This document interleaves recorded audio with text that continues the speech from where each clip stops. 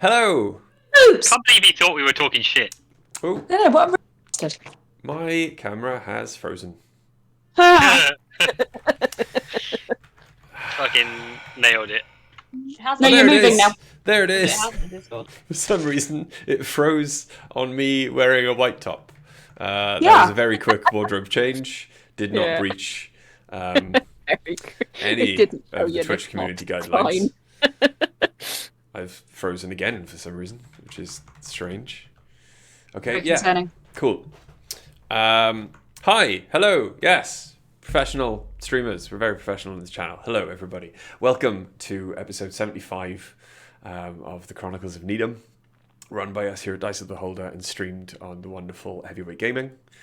No, not Heavyweight Gaming. Whoops, Heavyweight RPG. On the third try there. Can I start again? Third time lucky. Just end the stream. Start again. Yeah, no. Yeah. Okay. Hi, welcome to the Beholder. Stream live on Heavyweight PG. Before we go any further, a couple of words about our sponsors. Sponsored by Doritos. As always, and I'm very, very excited about these guys this week, especially because I've seen lots and lots of Twitter posts about the Kickstarter being finally received by the backers. So I'm very much looking forward to mine turning up this week. But the first one we talk about, as always, is Loki Battle Mats. Loki Battle Mats sponsor all of Dice of the Beholder's Dungeons & Dragons content.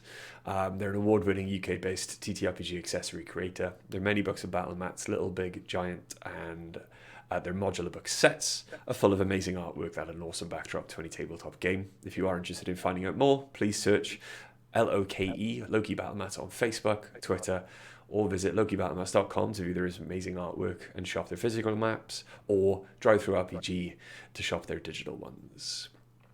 Yes, the Wilderness modular book set is turning up this week. I'm very, very, very, very, very excited. So you guys need to make plans to leave Paras very soon, please. Nerd. Our second sponsor, as always, is the awesome and amazing Blink Dog Dice. They're a small dice maker based in Cardiff. You can see amazing examples of their work available on their Etsy store. If you go over to their Facebook right now, you can see a video of the unfinished new sets that they're going to have on their shop very, very soon.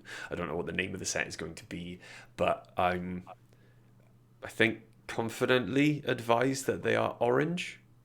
They are orange. They are orange and sparkly and glittery, and they are gorgeous. So please keep your eye out for them being on their Etsy store. I'm gonna buy some, and you all should too. But yes, go pop over to their Etsy store and all their social media and go show them some love.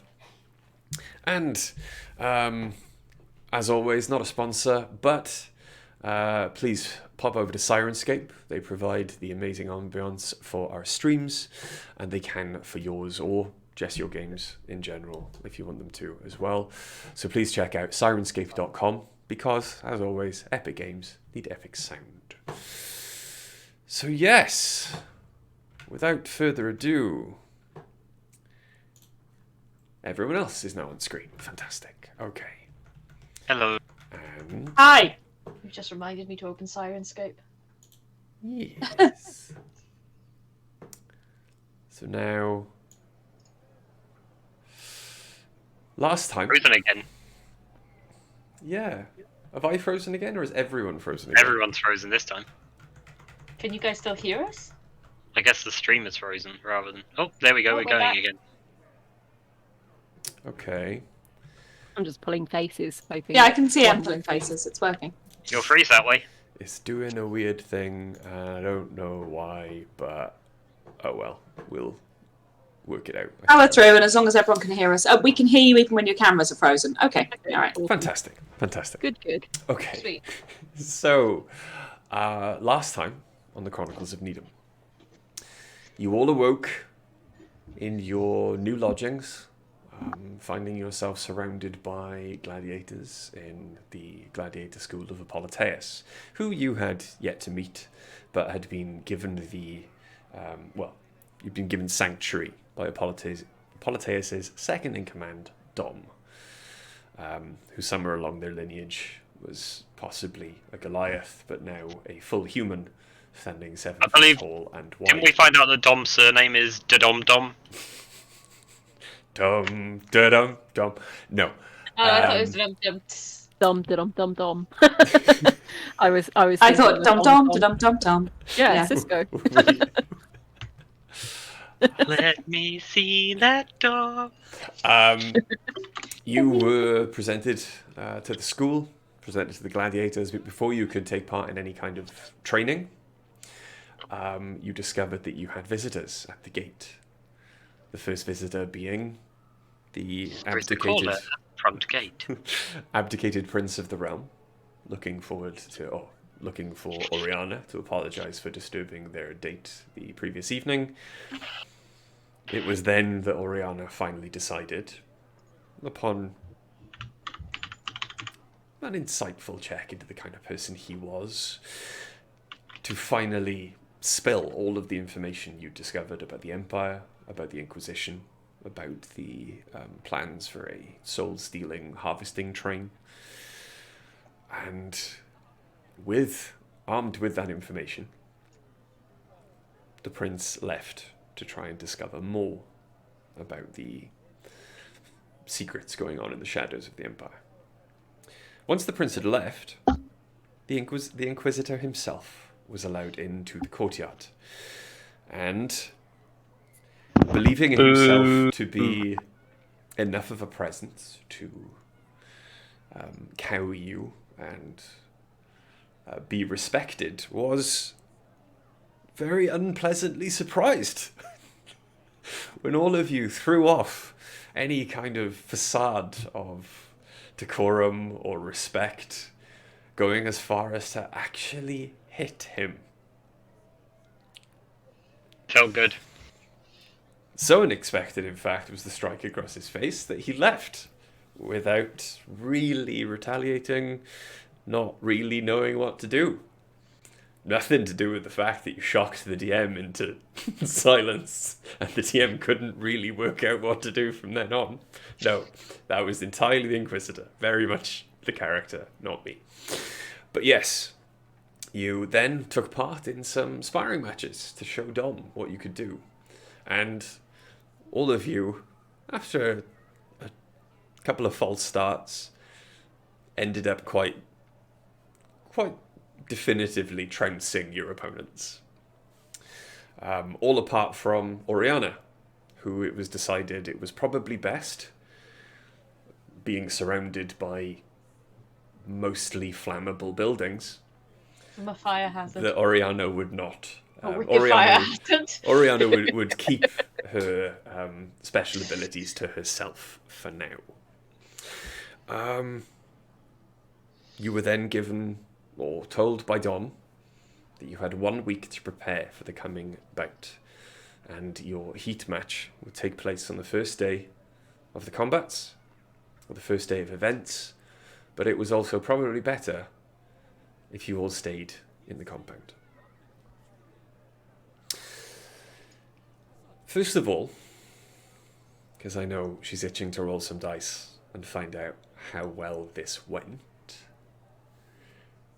Dice.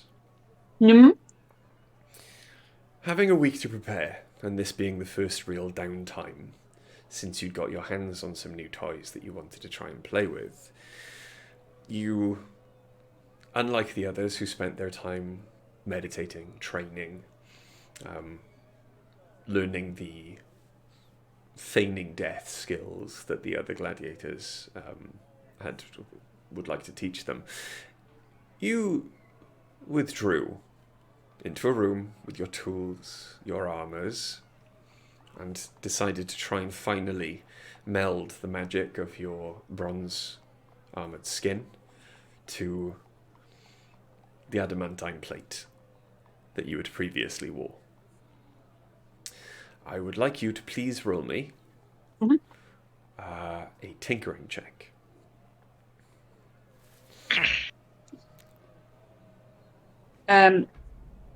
No, a tinkering check. Is that just my proficiency bonus added to it, or does it get my intelligence added to it as well? No, that is your intelligence plus your proficiency, but because it's Tinker's tools or Smith's tools, whichever you would prefer, Either. And you are proficient in both, you can add your proficiency twice. Obviously. Obviously. Please. You can also probably use Flash of Genius. Hopefully I won't need to. 12, 13, 14, 15, 16, 17, 18, 19, 20, 21, 22, 23, 24 for the first roll. Okay. 24 then. The first day of your working goes incredibly quickly and is also very, very successful. You can see by the fluid nature of the armor, bronze and adamantine would not normally mix. However, heating and working on the adamantine, allowing the metal to expand, then allowing the bronze armor to kind of seek every little tiny imperfection, every little hole, every little gap between the bonds and the metal that it can find. You end your first day with a working suit of armor. I did that in one day. Nice. Okay. It's a bit clunky. And I would like to spend a second day refining it. I don't want it to be clunky. I want it to be perfect. No problem. Roll me a tinkering check. Yeah. Okay. 6. That's very loud, bro. Sorry. And so that's 18 without Flash of Genius. 18. But if I thought I was struggling, I could add Flash of Genius at any point. Okay. The second day goes slower than the first. There's a lot of trial and error, a lot of fear of breaking if you work the metal too much. However, by the end of the day, when you doff and replace your armor, it does slide off quite quickly. You think another day working on it, you'd probably make the action much quicker. But roll me an Arcana check after day 2. Okay. I can do an Arcana check. Or normally I can. I got a 10, so I will add Flash of Genius to that, make it 15. Okay. Depending on how well the third day goes, not only could you probably, you're thinking, maybe doff and replace the armor at a thought. Maybe a bonus action. Okay. There may be something about the malleability of the armor itself that would make it much quicker to change between Infiltrator and Guardian. Then I will work on it for a third day. Okay.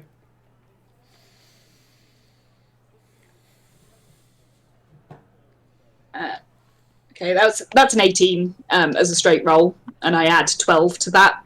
30? 30. Okay. Again, it takes a lot of trial and error. You spend hours upon hours tinkering and trying to speed up the process, going through a few long rests between each session of work. But by nightfall, on the third day, you can now spend an action changing it from Infiltrator to Guardian, or Guardian to Infiltrator. However, I can do it in 6 seconds. However, this is a special quality of the armor. It is something that takes a lot of energy out of the magic that causes the bronze to be liquid, and you can only do this once per day. So in a sticky situation, if after you've had a short rest, for example, and you've decided on Infiltrator, you come across a circumstance that would be better for Guardian, you can use an action to do it instead of short rest. However, that ability cannot be used again until your next long rest. Okay, and it includes the properties of the adamantine where it'll cancel out critical hits. Cancel out critical hits, resistant to... you are resistant to fire. It is That's from the now bronze. much different as well when you wear the Infiltrator and the Guardian and it forms up over your clothing. Instead of it just being like a bronze second skin, bulky for Guardian or skin type for Infiltrator, there are now much darker adamantine kind of gunmetal panels covering your arms and your forearms and your chest, your legs, and there are panels in your head as well covering like your face and your skull. I can still take it down to just under my clothes. Absolutely. Okay, cool. Do you want me to edit the molten plate for this? I have a homebrew item. You're going to give it to me? I have a homebrew item that I haven't finished editing on D&D Beyond. Once I've done it, it'll be on your character sheet. But at the moment, all you've really got to remember is, cancel out critical hits as well. Yeah, that's fine. I can do that. Cool. So that was 3 days, yeah? Mm-hmm. You got a couple more days. There was something else you wanted to try. There is. I want to try and store, basically, one of my lightning attacks, either launcher or... Technically, the Guardian arm is thunder, so I don't know how feasible it would be. But I want to store the energy from that attack to discharge the next time I'm hit. Okay. So, wearing your armor then. Mm-hmm. Spend a couple of days working on it. Roll me another tinkering check. Okay. I like tinkering checks. Adding 12 to something. 31. 31. I rolled a 19. Nice. Okay. You can work out how to do it. With the malleable nature of the bronze armor, it's very easy to work a lot of the material into like a metal, almost like a vial shaped metal thing. And you as you look around for little bits and in the supplies you have, and you go through everything you know about electricity and what affects it or not, you use a vial of acid, fill the metal cylinder, stopper it off with more metal, and you've effectively made a battery. It's got a 1 charge. It's kind of unstable at the moment, but roll me for the 5th day. Have unstable magic. That's very concerning. I do not want unstable. 15 plus 12, 27. Yeah, you're alright. My tinkering checks are very good. Well, yeah. After a certain level, artificers can basically make anything. So yes, you now have the ability to store a lightning attack that can be stored up to 1 minute, discharged upon a hit on you, and it will do the same amount of damage as your lightning. Would it work the same for thunder? Yes. Fine, okay. Because I don't think you can store thunder in a battery, but yes, I get the concept. It's magic thunder, isn't it? Yes, it's magic. It's fine. Magic thunder, it's fine. Whoa, whoa, whoa, it's magic. You've spent your week Building shit. tweaking your armor. For the rest of you, seeking, I suppose, more knowledge about the way the gladiator school works, relishing in the relative safety of the walls, the Prince's Guard outside, and your new gladiator companions, you spend the week training. However, it is a strange week, as you see that the covers normally on the fence around the mini arena that you find yourselves in are taken away. And more each day, you see the common folk of Paras make their way towards the fences to watch you. I would like everyone who wants to, or if someone does not believe their charisma to be high enough and would like to help in this action, I would like people to roll me a performance check. If someone is going to help, then one person can have advantage. I'll help because I don't have very good charisma. I'd love advantage because I just rolled and I didn't like it very much. Yeah, yeah. Yours is great. I Yeah, saw okay. your roll. Yeah. I suppose, yeah. I think it's because I rolled 4, but then I forgot that I've got plus 14. Yeah, you've got a good amount added to that. I rolled a fucking 10. What, the second time? No, I rolled a 10 the first time. I rolled a 6 the second time. Okay. Oh no. Unfortunately, the first day, then, learning to fight the way the other gladiators do, which is to make it more, I suppose, entertaining for the crowd, doesn't come easily to a couple of you who, in most of the fights they've had, you have had, have actually been life or death, not a show put on Things for with others' actual entertainment. peril. Exactly. Oriana, you, as always, take to it like a duck to water. It is just another form of entertainment. And using your like skills... Esmeralda in Hunchback of Notre Dame. Exactly. Using your skills as a dancer, even though you are not as adept with weapons as those you are sparring against, do in turn run rings around them. And the building crowd outside the gladiator school seems to be taking particular notice of you. I smack someone across the head with a tambourine at some point. Okay. Day 2, if you guys could do so again, please.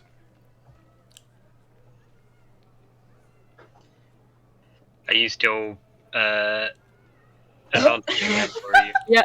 I'm gonna advantage everybody. I rolled a 17. A 17, okay. Oriana? 32? On the second day, Quill and I rolled 18. using obviously your knowledge of Ace's skills in combat, on the second day it does seem that you and Ace begin to gel as a fighting unit, and your performances would be, compared to what they were on the first day, spectacular if anyone in a mile radius was paying any attention to you. They are unfortunately not, because through word of mouth from the day before, the crowd has grown exponentially, and they all now seem to be chanting Oriana's name. As, having very little skill as a fighter, she still seems to be quite easily taking on 10, 15 gladiators at a time, and leaving them all rolling in the dust. It is almost as if Oriana has made combat an art form, and in this form of dance, they are left behind, unfortunately. Oriana has found her stage, and the audience is growing and swelling. And it is at this point that you notice that everyone outside the gates and outside these walls and fences, after a particularly good bout, a particularly solid blow, a quite fantastic performance, especially by Oriana, is tossing coins in through the fence. And you can see them glittering in the sunlight. After the second day, Dom does inform you that this is the most they've ever made, just doing the sparring exhibition, because it is a regular thing in most towns and cities that they frequent, that people will come along to see who they want to bet on, and also pay a little favour to help with provisions and such. Oriana has made 100 gold, which is 90 gold more than they've ever made on a day of one of these exhibitions. So I can add 100 gold. Well, no, the school has made 100 gold. Right, You've made 100 gold for the school. I was going to say, I don't need it. Yeah. Roll for the third day for me. I'm gonna try and roll this time. Okay. In that case, I rolled a 7. Oh, okay. I was gonna say I might roll to see what will come of it. Have a look. Should I Yeah, assist 19. someone? No, 19's good, yeah. 19. Okay. Yeah. Quill then taking a more backstage approach on the third day. studying the others, attempting to learn a few more performance-based skills. Apparently notices that he was the broken cog in the machine that was Quill and Ace, and Ace, now left to their own devices, is having a wonderful time. Aw. Swatting gladiators left and right with Thunderstrike. Oriana, what did you roll? Sorry. So Yeah, this is the new 31. millennial, Yeah. Gen Z's ones. Oriana, however, again, the crowd has grown. Everyone seems to be chanting Oriana's name. There are now bards singing songs about Oriana outside the wall, Also extolling her Oriana. virtues. Bitches. And yes, again, you make 150 gold for the school on the next day in all of your performances. On the third day, oh, sorry, that was the third day. On the fourth day, Quill and Oriana, I would like you to roll me performance checks. No, I was going to give Quill assistance this time. Yeah, it's much more relaxed. I'll roll for myself. No, Ace, you're going to be otherwise disposed. Oh, okay. I rolled a 5. I have a +4. So, you know. Oriana, what did you roll? 20. Sorry? 22. Okay. So you rolled it. You rolled. Hang on. I rolled worse with Quill. Okay.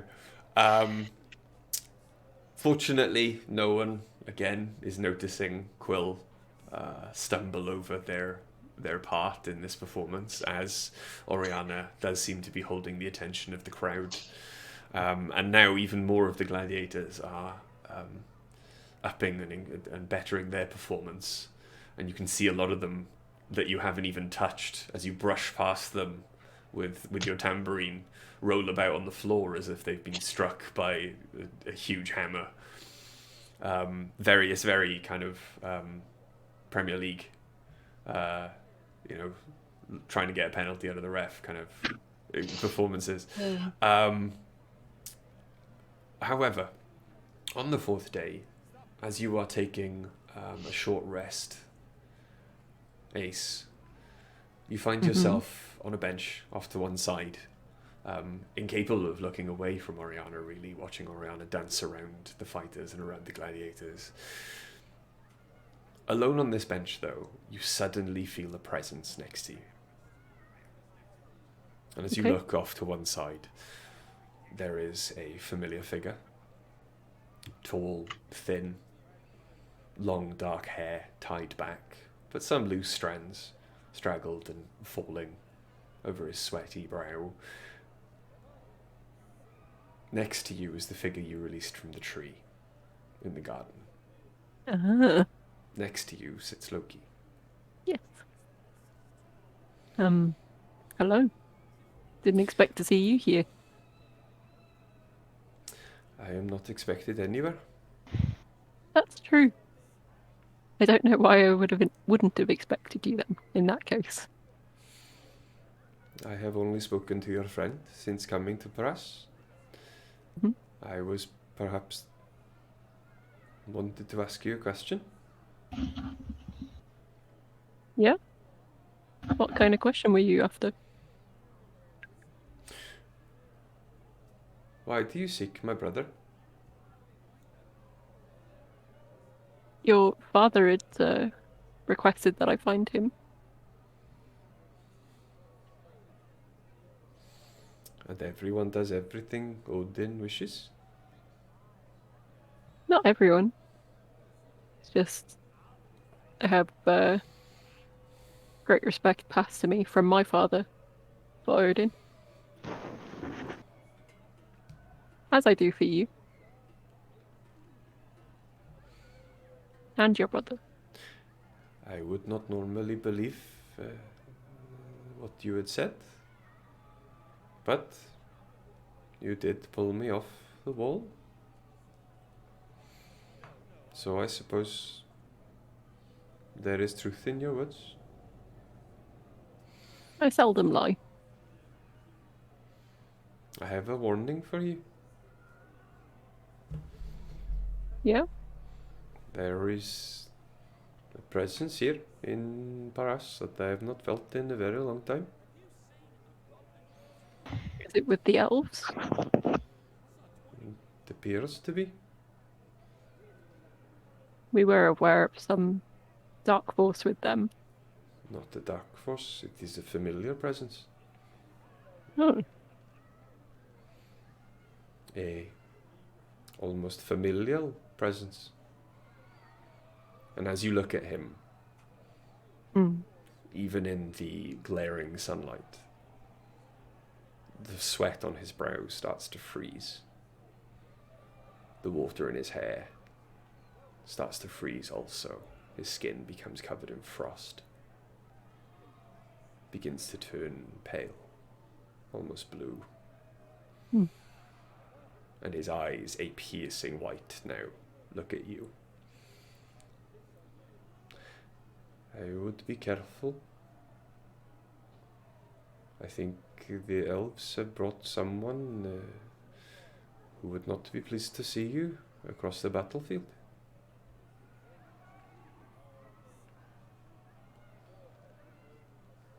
could you tell me, maybe, who that could be?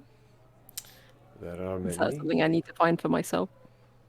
There are many of my kin on this plane that I have not had time to visit since my freedom. So I do not know which one of them they have sent. However, I can feel the blood of my blood in the city walls. And they do not normally leave the north unless there is a good fight brewing. I think with the crowds here, there's certainly indication of a good fight to be had soon. Invites were sent all across the Empire. And you roll me History? Insight? What do you want? a history check. Why did I say history? That's at 14. 14, okay. Yeah. You remember a few days prior when you were first spoken to by Dom. You remember the rumours being bandied about Paras about all of the fighters that had come to show their skill and some of the secrets that the elves were keeping. You remember tell of the huge carriage, much too big to be carrying a normal-sized humanoid. Yeah. That seemed to freeze the ground as it passed and exude cold energy. You've since heard a rumour it was pulled by giant polar bears, but you're not quite sure. That would be hearsay. However, knowing there's history in the stories of Loki's true nature, your mind does jump and make the link to what could possibly have been in that carriage. Yeah. And so I will leave you with this news. And as he says that, his skin goes back to a normal colour, the ice melts, the sweat starts to flow again. It is always a shock to me that how warm it gets the further south you go. Yeah, it's certainly a very different climate to maybe what you're more akin to. I will, after I find my father, perhaps travel back north again. Yeah. I think that would be something I'd like to do at some point too. Good luck with your thingy. Thank you very much. I appreciate you telling me what you knew. For what they are worth. You have the blessings of Loki. Thank you. I'll keep that in mind. And he makes his way towards the gate. outside of this, did that look like I was chatting to myself?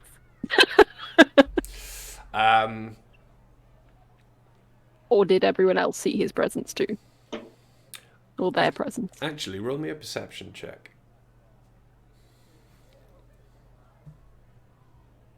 Is it me that should be doing the perception check here? Sorry, Ace, roll me a perception check. Ooh, 24. That was a nat 20. As you look back then, remembering the conversation that the world around you was muted, almost still. And as you look back now, you can see everyone in front of you completing actions that you're pretty certain that they'd already begun when you noticed Loki was sitting next to you. As if time had paused. Or maybe the conversation happened in your mind, you're not quite sure. But as you look then back towards the gate, there's no sign they were opened. No sign of Loki in the courtyard, and no sign that the crowd outside had split to allow him to pass. And you all go on with your day. Let's say I would have got enough maybe to find the gang and rally us together to chat at some point. Okay. Maybe I would have waited till dinner. Okay. Well, saying that then. It's not time sensitive, so. No. As the fighting and the training continues, we'll say you had that conversation, but for the interest of experience, I want one more performance check from everyone, please. Everyone who wants to perform or help. Would anyone like assistance instead? I tell you what, Ori, if you roll over 25, you can keep your score and you can assist someone else. I'd love some assistance. I only rolled 16. I rolled 18. I rolled an 8. Okay. Guys, if I help, apparently I fuck up. Stop laughing at me, you bastard. On the final day of performing then, before everyone begins to prepare for the festivities leading up to the first bout, you all perform rather well. The two greatest performers picking up the slack of the third. But seen as everyone is now attempting to keep their money for the betting on the actual bouts, you only make 100 gold for the school. However, there are, in with the gold, quite a lot of love letters, invitations to parties. There's quite a lot of small trinkets and gifts and promises. Mostly There's some proposals in there too. Yeah, a few proposals. Mostly to Oriana. There's a couple Yeah. for Ace. No, I was thinking all of this was Oriana, nothing for Ace. No, there's a couple for Ace. There is a invitation of dance lessons for Quill at a discounted rate. How discounted? Like half off. I'm not allowed to leave the compound. But yes, you do spend the rest of the week then resting in preparation for your coming bout. So before you go to sleep, let's say, in the wonderful magic timey-wimey nature of D&D, you all sit down for dinner.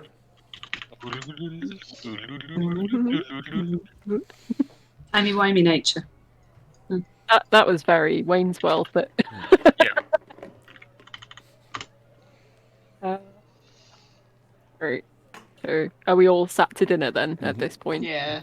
Okay. I have some information about that very large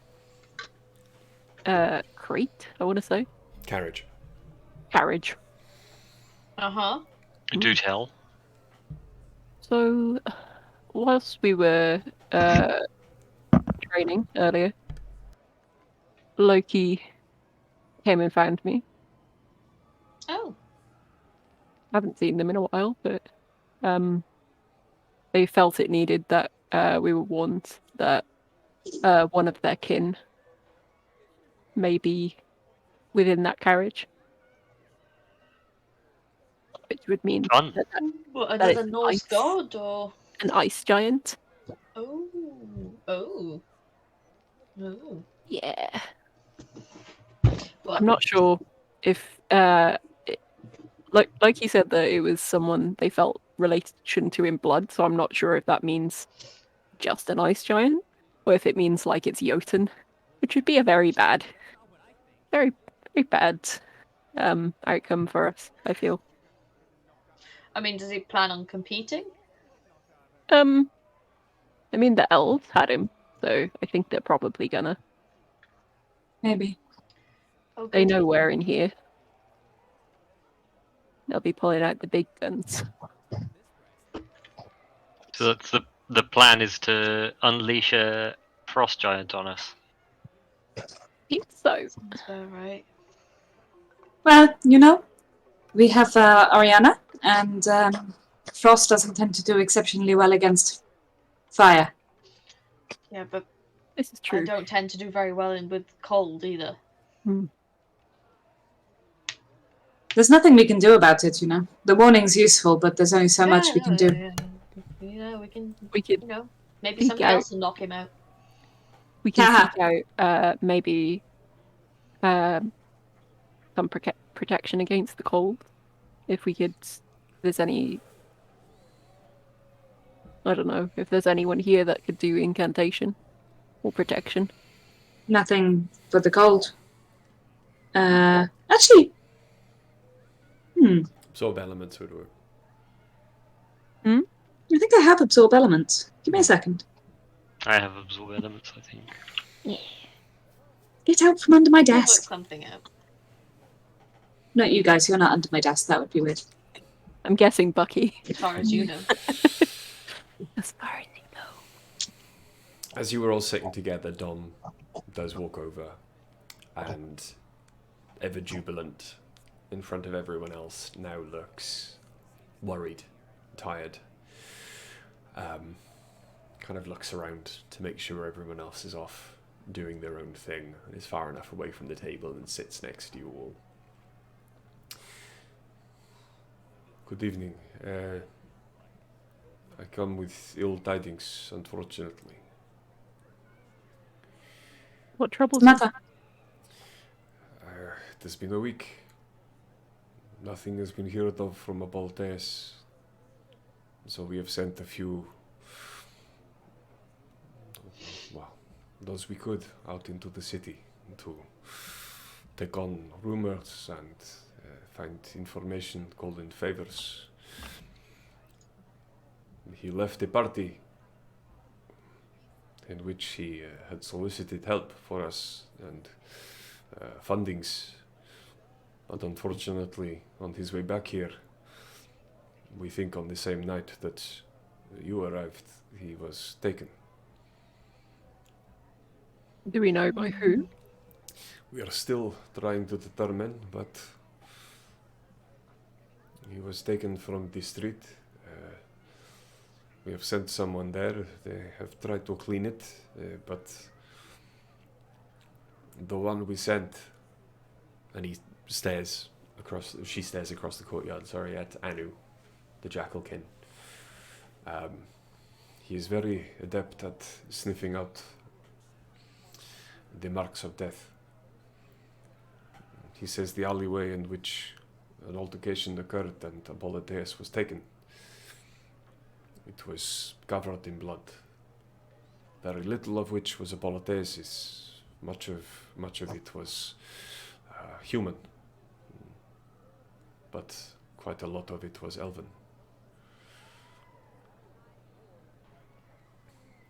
It is hard to say which camp has him. I cannot imagine there are humans working alone to take Aboliteus captive. And I can also not imagine there are many elves who wish to help him. So we cannot. Did you manage to get in touch with him, Ari? after seeing the Statue? statue. I Militaris? don't. No, I need to meet the individual.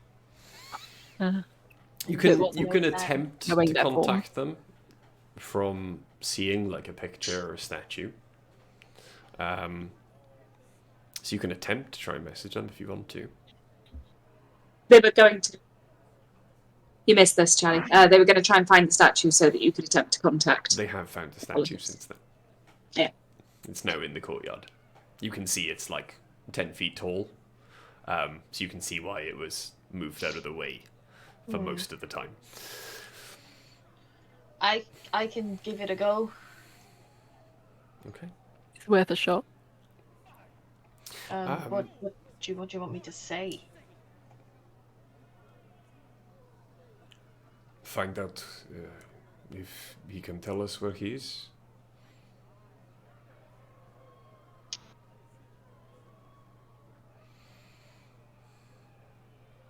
Sorry, sending has disappeared off my sheet. Look for it later. Okay. Is there something I can say to him that he'll know that I'm a friend? Because he's never met me. And I'm just going to be a sudden voice in his head. Message from Dom. That might work. Do you have a nickname with him at all?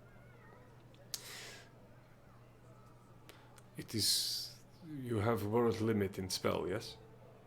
Yes. 25 words. It would use up 3, but say message from Snow-Capped Mountain. Message from That's Snow-Capped 4. Mountain. Message from Snow-Capped Mountain. It'd be 5. No, snow-capped is 1 word, but snow-capped mountain would be 2 words. So it'd be 4. Or you could just say, from snow-capped mountain. Okay. So, from Snow-Capped Mountain. Are you okay? Where are you? Do you need help? Roll me a percentile dice. What's that? Is that a D10? D100. D100. If you do not in D&D Beyond, it should roll both dice for you. 100. Bang on 100. Bang on 100. Okay. You feel the energy then spread out from you, off into the ether. And it takes a moment. But the only response you get is a very sluggish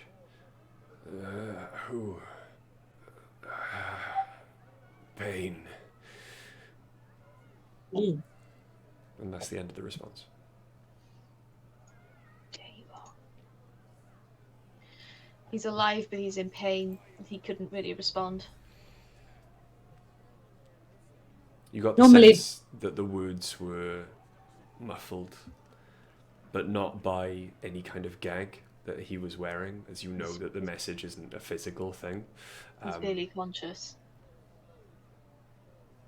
In fact, you've been in that state before. You felt the kind of same sluggishness when you've partaken of your pipe Oh, he's drugged. too much, for example.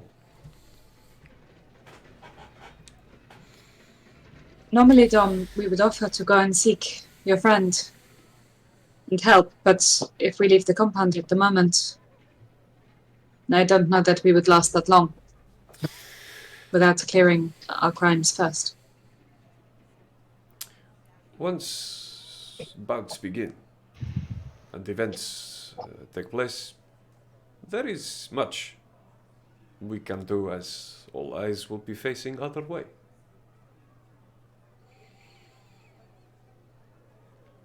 A lot of the gladiator schools tend to live much richer while the fighting is going on, as a lot of the richest people in the city tend to leave homes, shops, valuables unattended while they are at gladiator fights.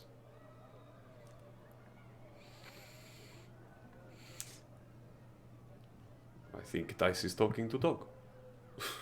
Dice is talking to dog. So, I will leave you all to long rest.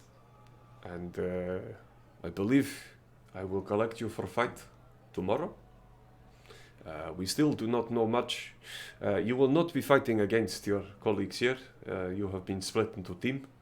I do not know if you saw large amphitheater as you passed, but there are many small arenas inside, and you can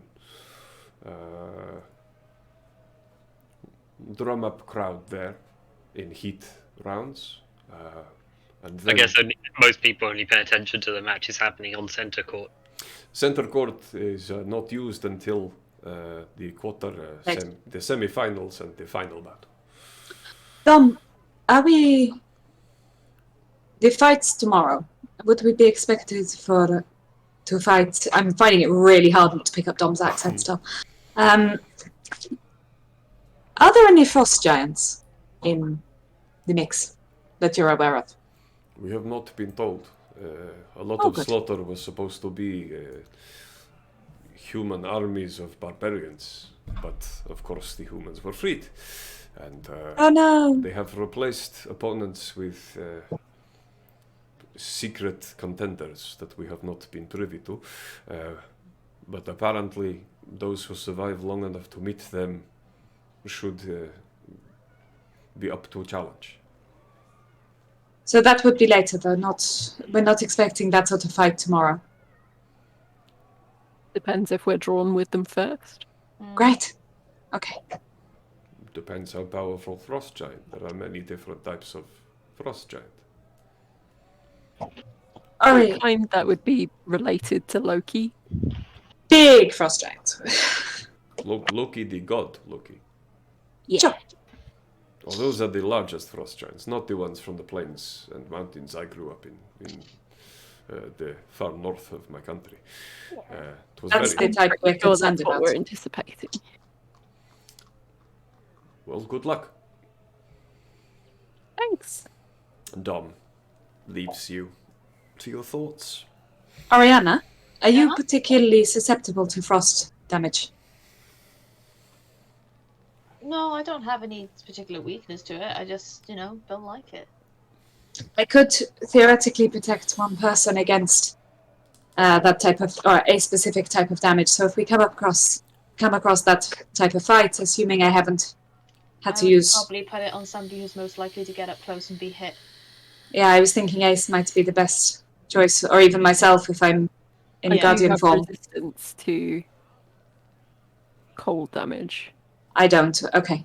If we're in a team together, depending, we can figure it out. But I have an idea. I have protection from energy as an ability. I can We'll work protect something out.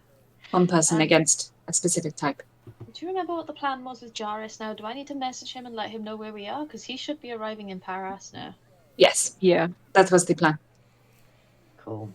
I will get a message sent to him as well then. A good idea. Hey, Jarvis. We're How's it hanging? in the tournament. Guess where you can find us tomorrow. I send that to him. Okay. After a few moments, I had heard. If your skills have grown since we met, I look forward to watching you. I will find you afterwards. Not to be alarming, guys, but he said more than 3 words. My God, It was what like is even It happening? was like 2 full sentences. Oh It god. really startled him. He assumes we're going to die. Maybe he Yeah. has like a broken jaw, and actually the reason he doesn't talk very much is just because it hurts. You know, I could Like when fix he's that for him. doing it mentally, he might be really, effusive and. Oh no, he's replied to messages like sending mentally with just 2 words before now. Yeah. Okay. Thanks. It's insane. I think tomorrow is going to be an interesting day. I will make sure that I have. Dance. I'll make sure that I have that specific spell available should we need it. I have something for if I get hit with cold damage. I'm gonna rifle through the bag of holding, Bri, because originally it was just listed as lots of spell scrolls and stuff. Okay. And I'm just searching for anything for frost protection. I'm literally just thinking frost protection, and rifling. You find in there, like a couple of scrolls of absorb elements. Pull those out and go, emergency backup plan. There we go. That's what I do. Yeah, they don't take a spell slot to cast, and you can still use them. So yeah. I have absorb elements as well, but I think protection from energy is probably the better. But this saves spell slots, right? So Yes. yeah, and I'm gonna give one to Ori and hold on to one myself, I guess.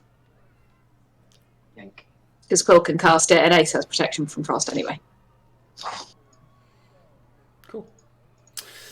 Is there anything else you would like to do before the fight day is upon you? No. Oh, yes. Very quickly. I'm just going to look at Ori and go, sorry I haven't been around much this week, but look what I can do. Do you want to see something cool? Look at my armor. And I'm going to change my armor from the Infiltrator, like bring the Infiltrator out and then change it to Guardian, like while I'm stood there.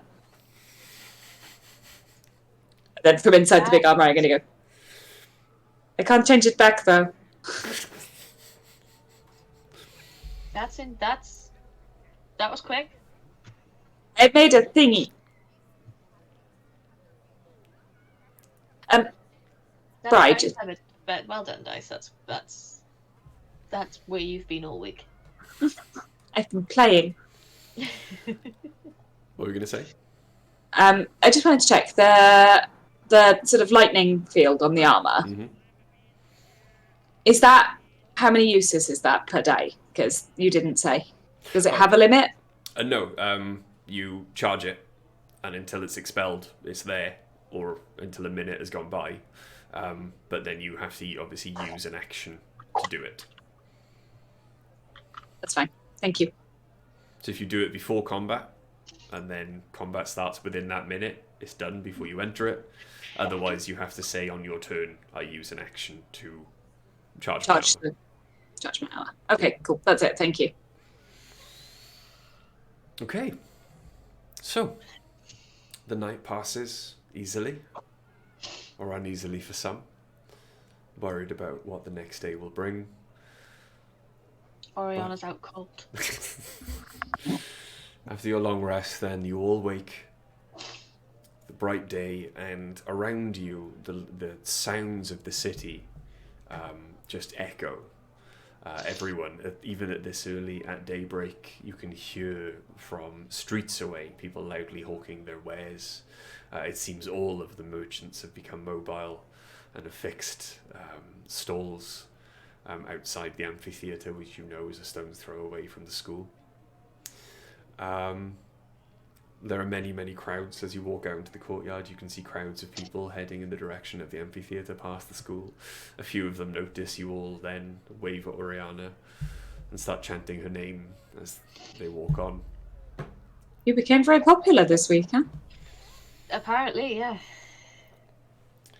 Dom kind of comes out, followed by the rest of the gladiators. And this is the first time you've seen them all kind of oiled, covered in, like, you know, misshapen, kind of thrown together bits of armor. All with incredibly polished, beautiful, very well looked after weapons. And even as you look at the armor and notice the kind of haphazard way it's been thrown together or cobbled together from many different styles of armor, you can see how well it's looked after and how studiously it's been repaired. They might look a bit scruffy, but these guys aren't stupid, you know. So Dom kind of approaches you. Are you ready to go to the greatest arena in the Empire? Yeah! Yeah, sure. You muted. can't wait. Then come. I do like my armor's all under my clothes, so I follow like doing little skips, like possible death. Da, da, da, da, da. Dom I've pulled on an extra scarf. Dom then leads you out into the streets, and the people seeing you come just kind of break to allow your passage. And bards strike up some of songs which have become familiar to you over the last couple of days about Oriana's prowess, Ace. A lot of people cheering and singing as you pass by. There are a few coins tossed in your direction, but for the most part you are unhindered.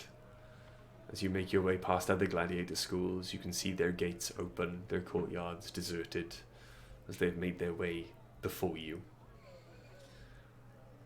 And as you get to the gates of the amphitheatre, there is there, waiting, a line of inquisitorial guard, who are also accompanied by a line of the prince's guard.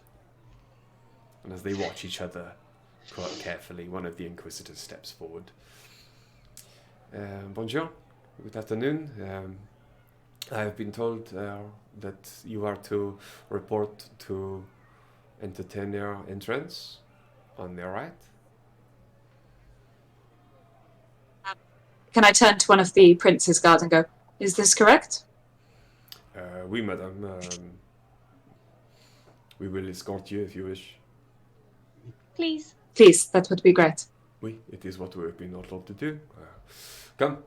And the prince's guard fall in, with a few of the inquisitors then glaring at them, but taking up a leading stance and guiding you towards the right-hand door. There are a few more inquisitors. Well, actually, roll me a perception check. Everyone. Yeah. Yeah, rolling's been going really well for me today. I'm going to do some more of it. Cool. 21. Not that much. 13. I got that at 10. Yay. All right. I'm glad I noticed something. All right, sorry? 10. 10, okay. As you notice a few then Inquisitor's guards watching your passage, Dice, you look up, taking an interest in the architecture of the amphitheatre.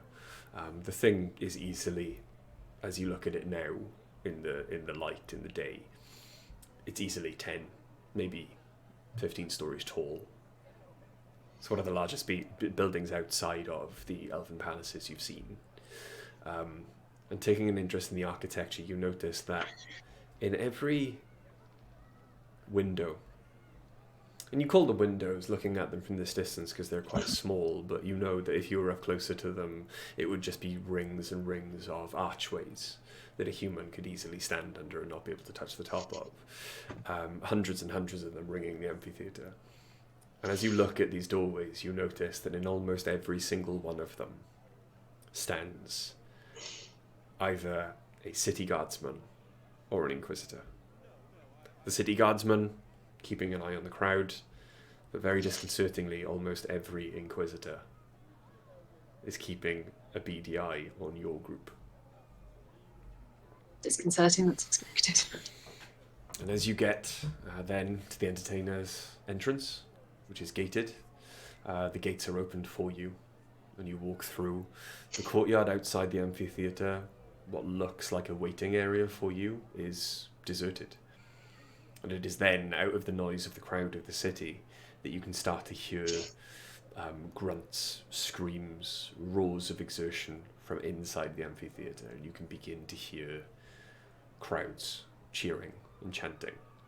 It would appear that, at least for some of the other heats, some of the other schools, the bouts have already begun.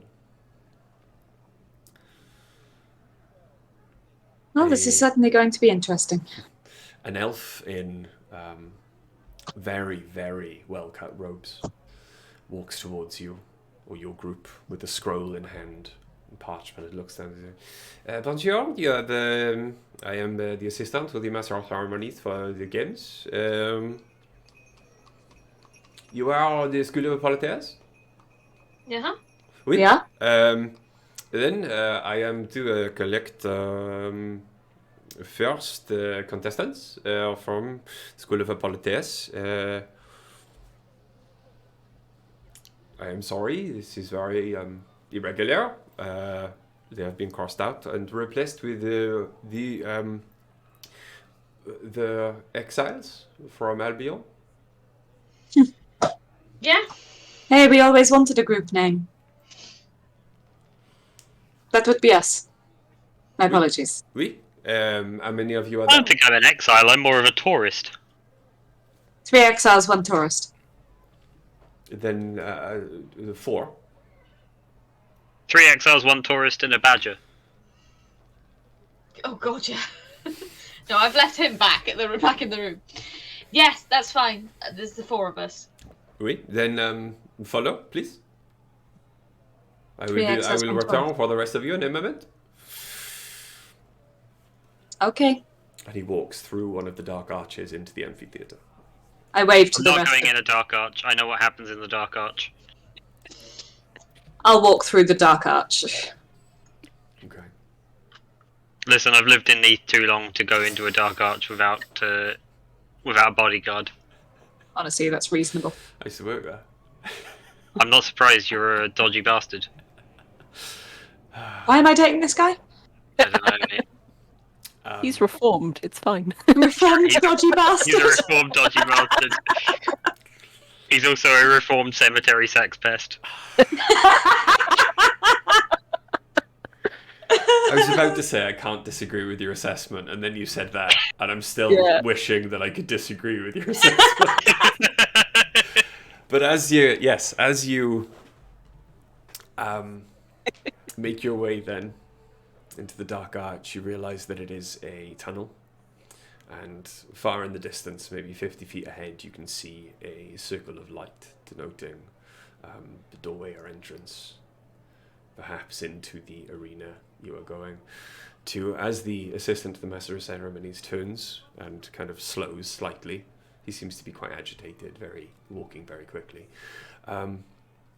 Everything about this has been explained to you, the way it will work, so you are not disorientated when you step out, yes? Oui? No, No? There's going to be a crowd. not exceptionally Well, anyway. you will not be able to see the crowd, obviously. Hang on, Sure. none of this has been explained to you in the welcome pack that we sent out when we had to change things? No? We didn't receive a I welcome forgot pack. to read it. We didn't receive it. Receive it. Ah, oui. I know. Please explain. And as you get to then the doorway, you can see out there is a small arena, slightly larger than the training ground or the training courtyard in the school. You can see outside, just above, the ring of eager kind of onlookers waiting for the bout to begin. You can see on the opposite wall facing you another large door which is closed, where you assume your opponents will come from. And he's like, unfortunately, I do not have the time. I must go and arrange others. Thank you for letting me know. I will obviously give this information to your companions, and they will be forewarned. But good luck. And he goes to walk off. Are we all fighting together? Wait, Wait, come back here. you are a team. Okay. Yeah, we're fighting as a team. Kill the other team and survive the longest. That we can do. Okay. Good luck. And he walks off into the darkness. I'm gonna pull on my guardian armor. I've got it pre-prepared as guardian armor under Okay. my clothes, so I'm gonna put that on, I guess. Okay. Does anyone else feel we should have been given more information? Not especially. I mean, in a fair game, yes, but we were never anticipating a fair game. I will say that since I've met you, you three, this has been pretty much the level of information we've had going into every situation. Pretty much. Sure. It's how we roll. Sure. Nobody likes to really give us a heads up on anything. Nobody No. ever tells me nothing. We just That's what need the to remember. groundskeeper used to say at my family's estate. We just need to remember that this is just as much about entertainment as it is winning the fight. We're always entertaining. Used to think that about myself. I have to admit that my confidence in my entertaining nature has been a little shaken this past week. I think you're very entertaining. Well, Maybe you're just waiting Well, for the that's right because crowd. you have been locked up in a room tip tapping on some armor with a hammer for the duration of this week, while I have been stumbling all over the practice arena, mostly getting sand in my eyes. are we supposed to kill these guys, or are we supposed to sort of kill them? We're supposed to kill them, I believe. Only if they're human, though, right? Anything else is fair game. A Right. loud horn sounds I'll just in guess. the corridor. Okay. Stick my head out into the corridor. Stick your head out into the arena, yeah? Yeah. What you say, yeah. Okay. As you stick your head out into the arena, Oriana, a moment before your head passes through it, you notice a very thin, shimmering veil of arcane energy. And suddenly, like plunging your face into a pool of water, the sight before you is of a beach. You can see and hear the waves crashing against the shore. Off to your left is what looks like some beautiful Grecian ruins, slightly raised up from the beach itself. But as far as the eye can see is a stunning white sand, pearlescent blue water beach. So we can't see the crowd. Can we hear a crowd? Before your head plunged through, you could hear the crowd murmuring, waiting for the bout to start. After you placed your face through, nothing but the waves lapping against the shore. Okay. I'm gonna step out onto the beach then. Okay. As Oriana steps through the veil, the three of you still standing in the corridor, Oriana disappears. Exciting. I'll follow. I follow Oriana. Okay. And you all step into, or onto, a beach. Sorry, I read chat.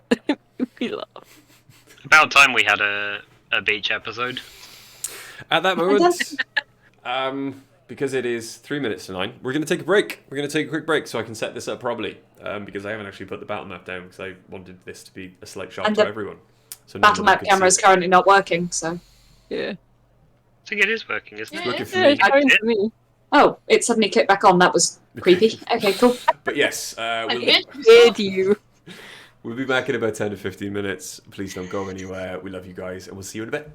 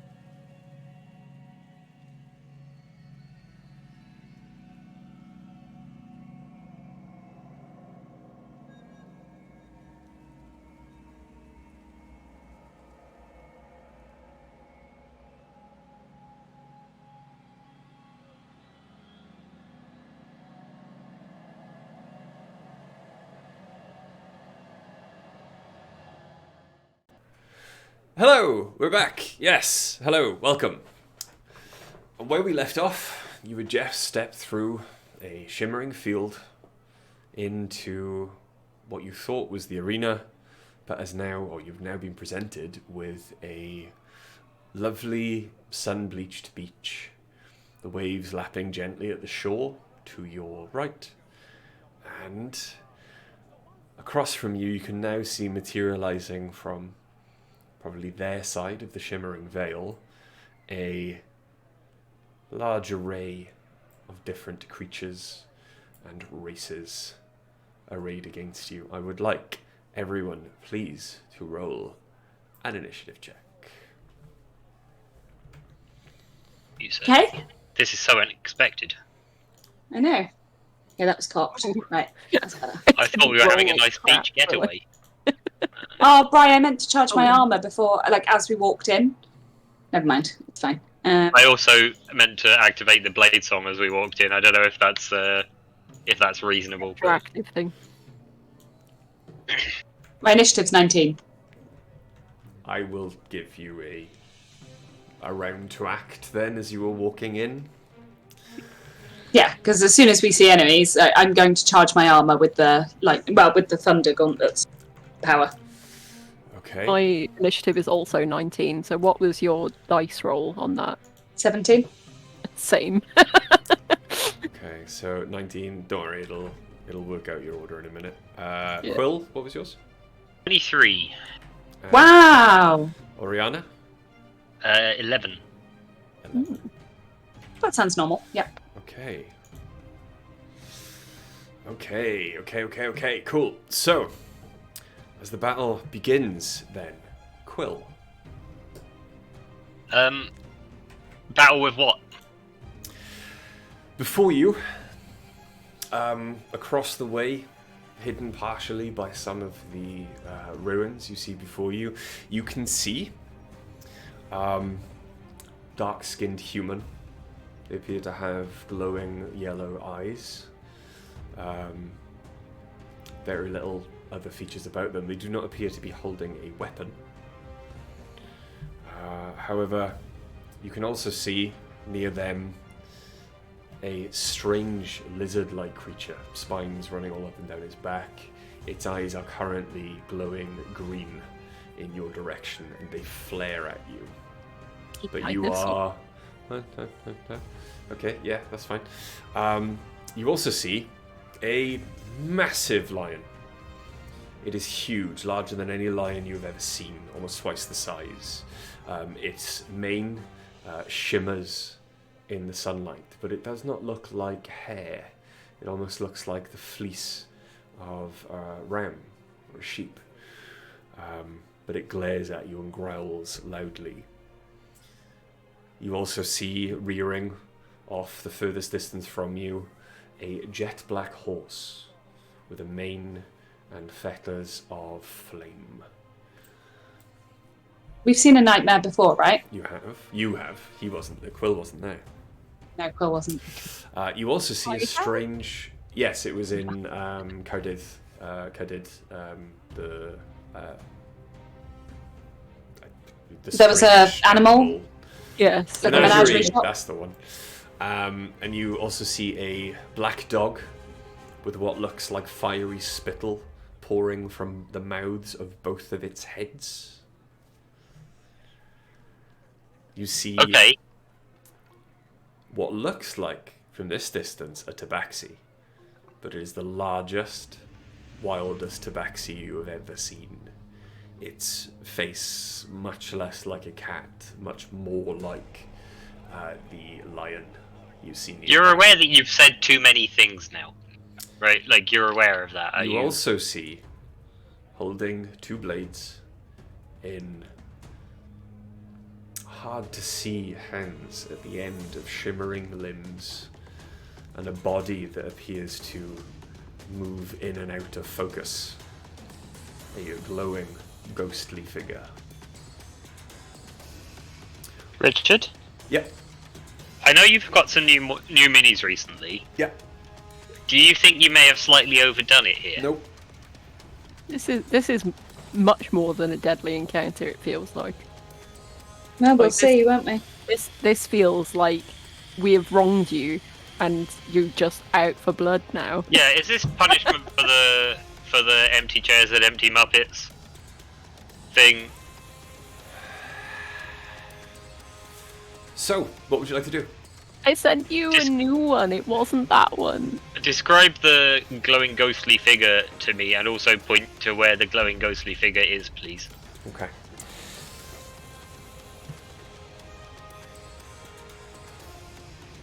Glowing ghostly figure is there, standing next to the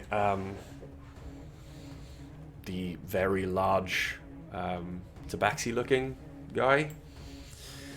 From what you can make out, there are very few, but it's almost got a featureless face.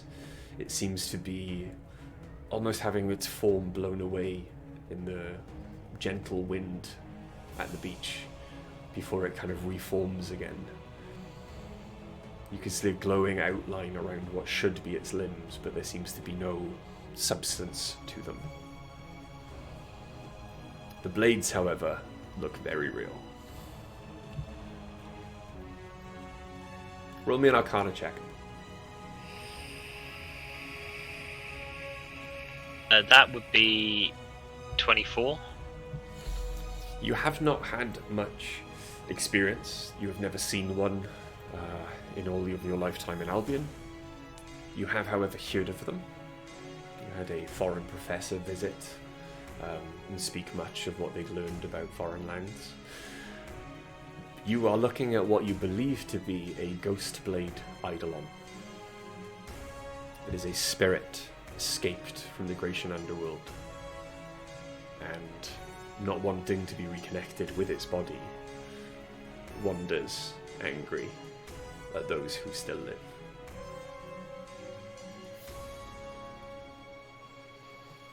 Do I know whether it has any magical abilities? Any 4 I rolled, I'll remind you. 24? That's 2 with a 4 before it, Mm-hmm. after it. Like, 2 with a 4 before it, 42. Oh, like with a a bit higher than the highest number on the dice. In the way of spells, not that you can remember hearing about. In the way of movement, it is, of course, a spirit. Its nature in itself is magical, so there may be some things you have to watch out for in the way it moves, the way it strikes at you, but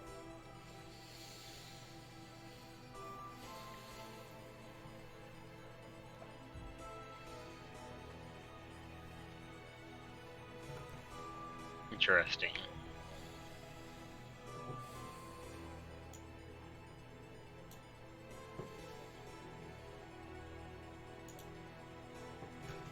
I would like to start. Did I get to activate the blade song? I wasn't sure You whether did. that was. You did, sorry, you got to activate the blade, so. I'll click that now so I know that it's been used. Okay. And just want to check as well. Have we had any indication of whether we're likely to fight more than once today, or is it one fight per day sort of thing? From what Dom said, and from what you've gathered about the way these events work, each heat fights once per day, and then you Okay. wait until the following day, or perhaps 2 days later, when there'll be another bout. If you Okie survive, dokie. your first one. I would like to cast Phantasmal Force, please. Okay. I will cast Phantasmal Force, and I will place in front of the monsters there, Mm-hmm.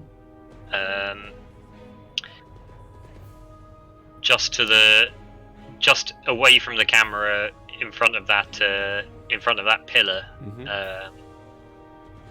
I would like to place a 10-foot tall version of the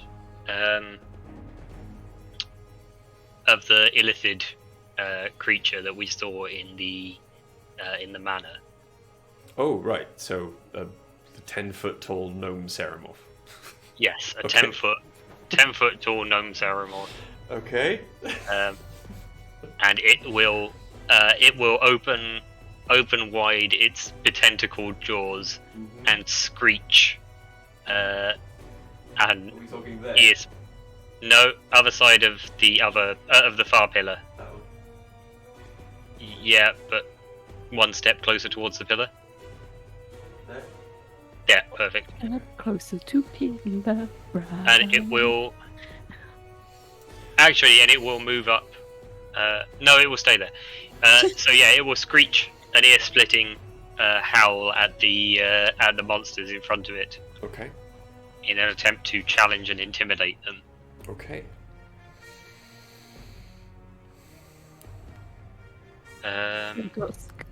So that is my action. Mm-hmm.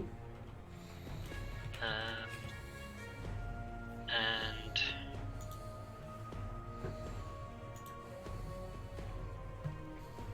just take a bonus action.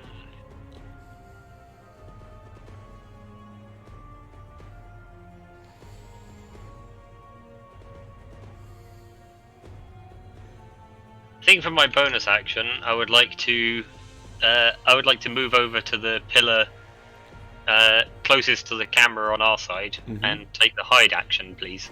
No problem.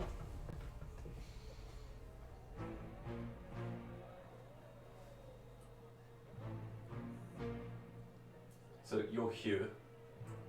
One,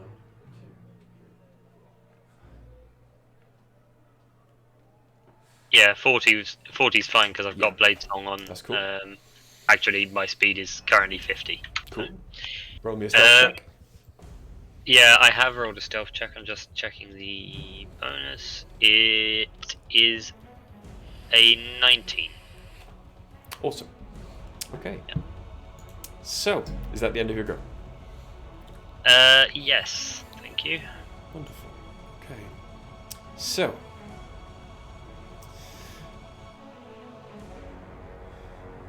Go.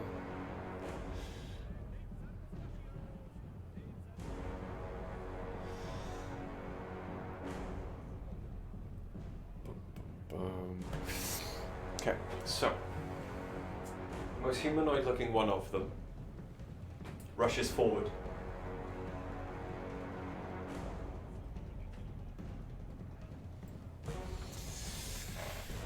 And go. Holds out their hand towards let's say Ace, Okay. and their eyes flash white. And I need you to make me a wisdom saving throw. Is this for frightened? No. Okay. Would it fall under my defenses to all? Probably not. No, that's resistant. You have resistance to effects of spells. That's what that means. Mm-hmm. But it says critical hit, disease, or frightened as well. So I just wanted to that's check, fine. like specifically. No. So wisdom saving throw, yeah. Yes, please. Ooh, I did all right on that. That was a 26. I'd say that's better than all right. Yeah. As they utter words in a strange Magic language foreign to you, you feel their spell take hold around you, and you feel as if you are being restricted. You feel your spine begin to lock up. But your energy, your magic, flares. And you feel the heat of battle fill you. And again, your muscles are loose, and your spine is Right. fine. And the spell, the hold person spell that they tried to cast on you, does not take effect. I'm a radiant little lad. You're doing the little lad dance. I am. Radiant force, radiant force. I'm a little lad who likes radiant force. After you have resisted that spell, God. the lion rushes forward and attempts to strike at the phantasmal force that has been placed there. Good luck. Good luck with the So, it is going to strike at it. with its claws and its bite. That's a lot of dice. There we go. Does the Phantasmal Force have a armor class or anything like that? It doesn't, does it? It just swipes Good straight question. through. I will tell you the answer to that shortly.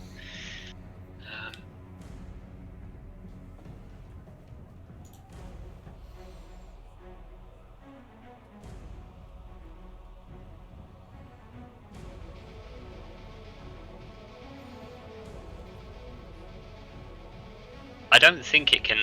Yeah, I don't think it can be hit. Okay. So it misses. The lion itself then is going to pause for a moment and sniff at it. Sorry, Bray. I just realised something. Mm-hmm. Phantasmal Force is actually a single target, so it only affects one of these creatures. So we'll say it's whatever a creature just attacked it. Okay. Yeah. It's going to sniff at it and realise that there is nothing there. Go on, did it make an investigation check against it? Mm-hmm. What a sneaky boy. So it's going to use the rest of its movement. That ends then.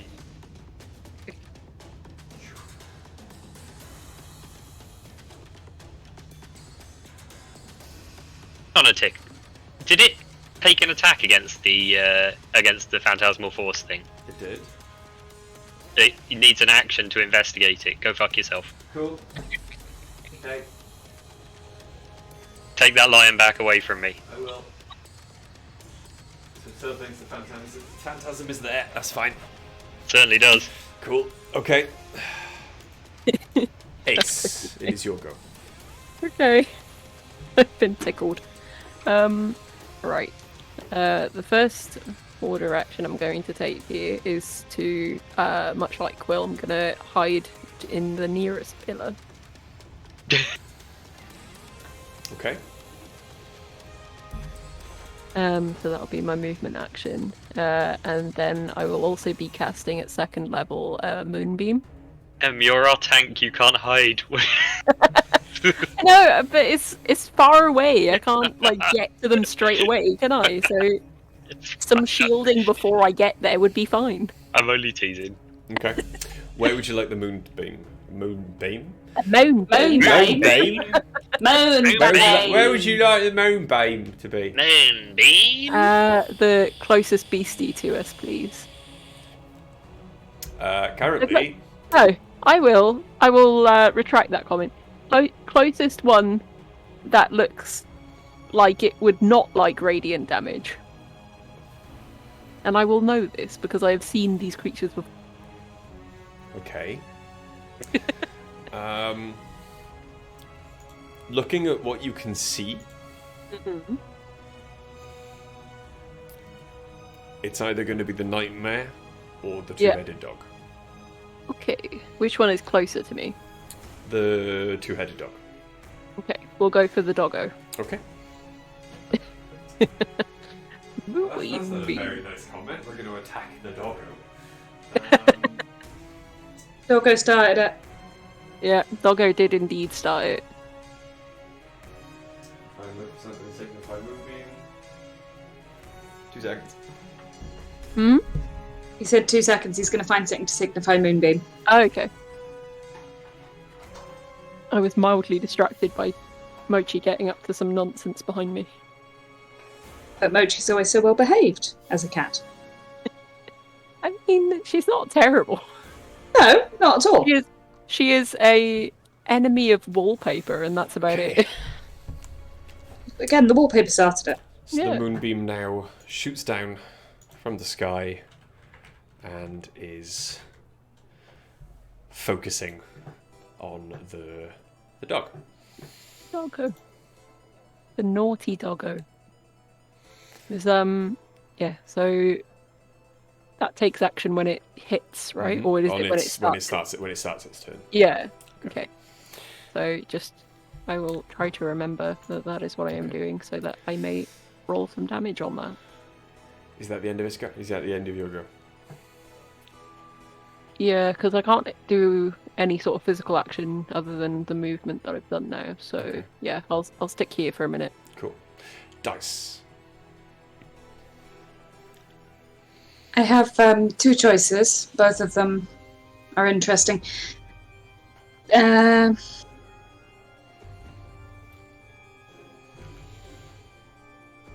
Yeah, okay.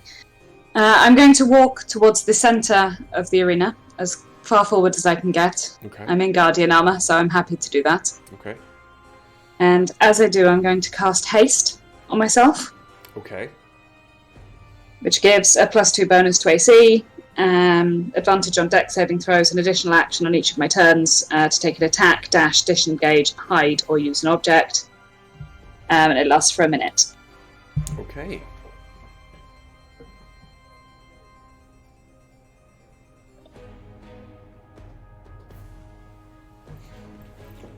Cool.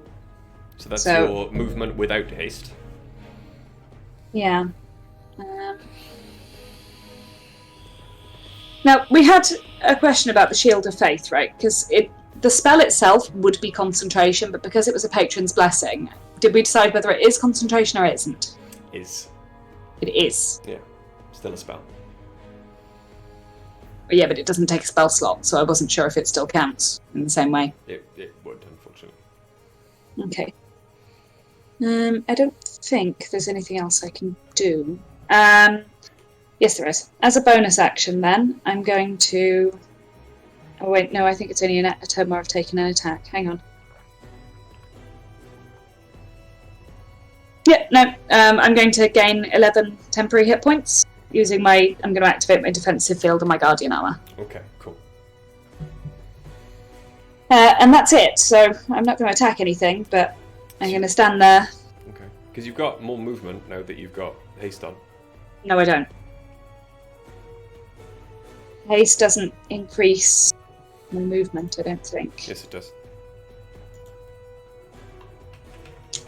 No, until the spell ends, the target speed is doubled. Yes, okay. Sorry. Yeah, you're quite right. You just said no and then yes in the same sentence. No, yes. You're correct. Yes, fine. Just move me another 2... the one... I wish I could point to it in person. It'd be so much easier. 1 forward, and then 2 diagonally to the left.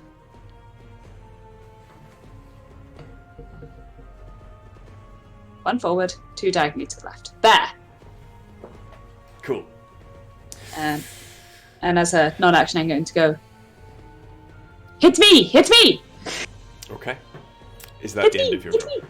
Yes, that's me. Okay. M, I need you to roll damage for the moonbeam for me. Yeah. I will happily.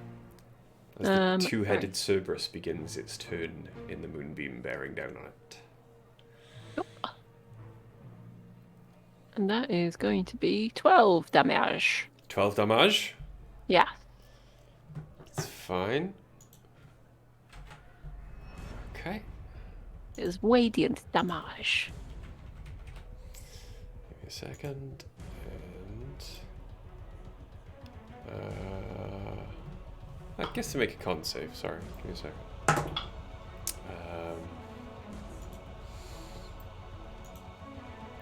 Con save is... Con save is 16. Ooh, it just made it, so half that damage. Okay, so 6 Six. damage, yeah? Yeah. Cool. Okay. Go. Apology. It's alright. 6 damage.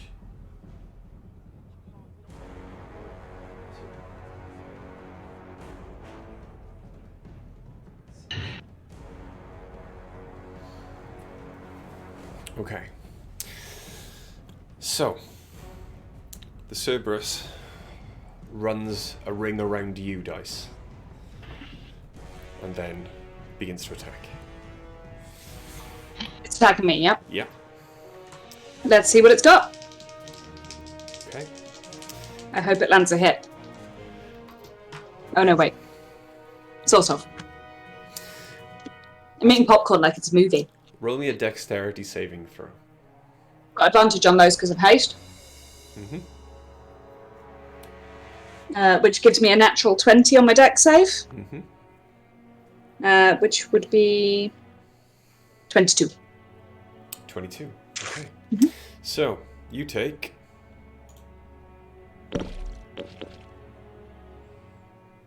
6 points of fire damage as molten lava spews from the Cerberus's mouth, both of them. You just managed to No. dodge out of the way. I take 3. You take 3 points of fire damage because you are resistant to fire. As you see the drops of molten lava begin to hit the ground around you, they solidify, very quickly cool into rock. You get the impression that if that had hit you, Mhm. you would now be encased in hardening rock. It's okay, they missed. Well, so they didn't need to roll for attack. That was just a dodge. It was a breath weapon. Okay, fine. That doesn't trigger the lightning field, does it? Fine. Okay. Okay. It is then going to use its bonus action.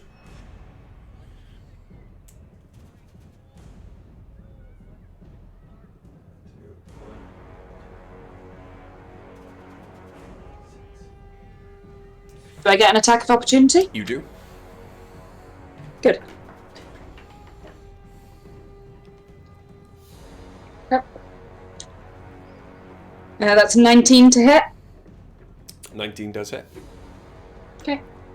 You don't have Sentinel, do you? No. I wish I did. That'd be great right now. But I do 11 damage, which isn't bad. 11 thunder damage. Okay. There you go. It yelps. And it is echoed by, obviously, both mouths as you strike at it as it tries to run away. But as it runs, in a wild, just angry, visceral, hateful run straight towards Oriana, it gets within 10 feet of her and stops. Huh. Pulls up short and sits down, staring at Oriana, both of its heads kind of lolling in opposite directions as it just regards her, or something about her. Oriana. What would Oriana like to do? Oriana would like to unfurl her wings to their full magnificence and take to the sky, flying. Is her flying speed equal to her walking speed? Yes. Okay, then she will fly 20 feet up. Okay. And towards the center. So basically above the pillar that Ace is hiding behind. Thank you. Cool. Nice and easy. Oriana will then expend as a bonus action, expend a use of Bardic Inspiration to assume her Mantle of Inspiration. Which means that 8 temporary hit points are granted to up to 5 creatures that she can see and that can see her within 60 feet, so that's all of us, including Oriana. Cool. And each creature can immediately use its reaction to move up to its speed without provoking opportunity attacks. Cool. So if anyone wants to move, you're welcome. You can move up to your speed without opportunity attacks. I want to stand right here and face these guys down. Okay. M? So I can go right up to them and not face opportunity attack. Well, 30 feet. You can get close Yeah, to you them. can move 30 feet up. Yeah. I'll Come up next to me. yeah, I'll back up dice. Okay. Okay, I think. Let me look.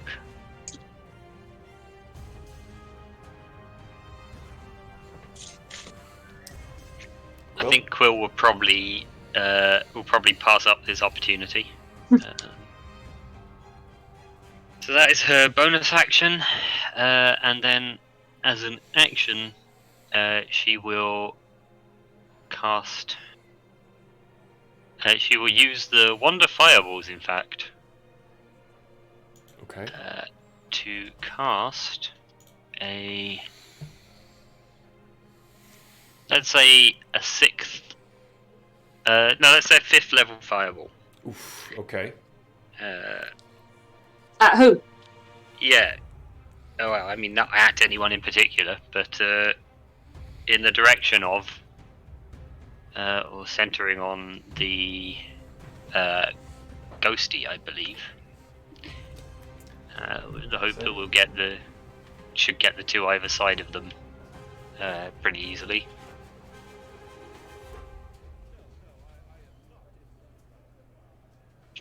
Yeah, without catching dice, I believe, if I center it on the ghosty. Please don't hit the dice. Dice is nice. Agreed. I wish I hadn't said that. Agreed. Ah.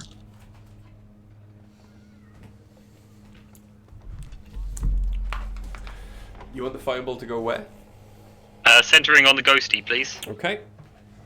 So fireball centering on the ghosty would mean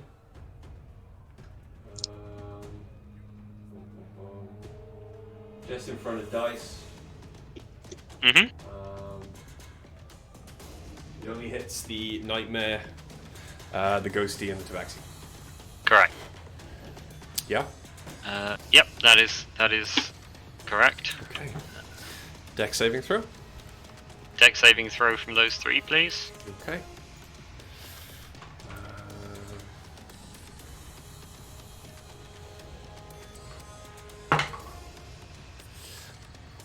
Okay, so the nightmare misses. The nightmare fails its dex saving throw. It is, however, immune to fire damage. Okay. I'm not going to call it Tabaximo. The Leonin. Yep. That is a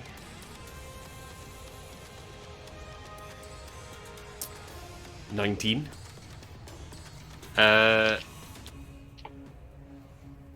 Ariana's going to use a reaction to bend luck.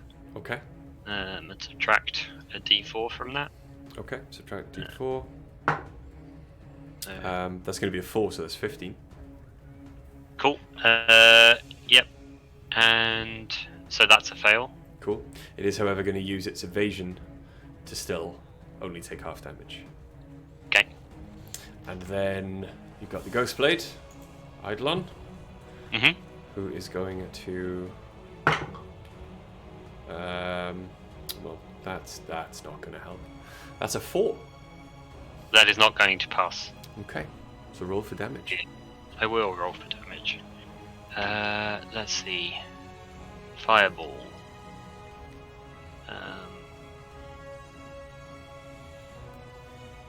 So that is 8d6 plus... I said 6 level, didn't I? So... Mhm.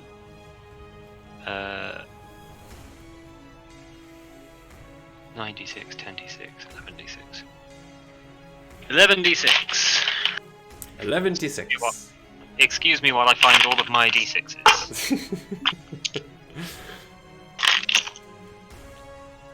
4, 5, 6, 7, 8, 9, 10, and 11.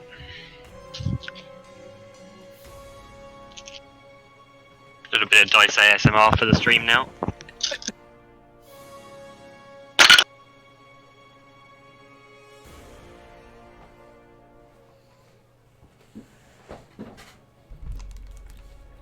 I believe Oriana is also now ringed in flame. She is indeed wreathed in flame. Mm-hmm. 20, 22, 28,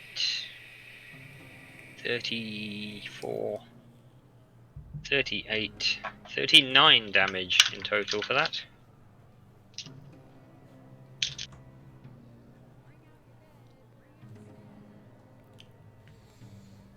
$39 damage in total, yeah? 39 damage in total. Okay. So you can see the spirit form of the Eidolon being completely engulfed in flame as it starts to writhe in what you can assume is pain for a spirit. The nightmare stands there unaffected. The Leonin does pat flames from its form, but it just seems angry. What's that? 39, so 38, 19 damage. There we go. Is that the end of Oriana's turn? 18 damage, halved. No. Oh no, 38. You're right. Yeah. Cool. That is the end of Oriana's. I mean, I don't know what more you want from me. She moved. She bonus action. She actioned. What else would you like her to do? She can speak. I'm killing That would be the only thing. I'm not going to do that. Okay. So yeah, did everyone add their 8 temp hit points, by the way, to their character? Not. I was going to ask you about that. Just to clarify if that's what I was doing. Mm-hmm. Yep. Okay. Cool. So, I haven't, because if I use those, it'll replace my defensive field, which is 11. yeah, they don't stack. Yeah, give you a defensive field. Yeah. Makes sense to me. The reptilian creature is going to bound up onto the rocks, so it can be seen by everyone.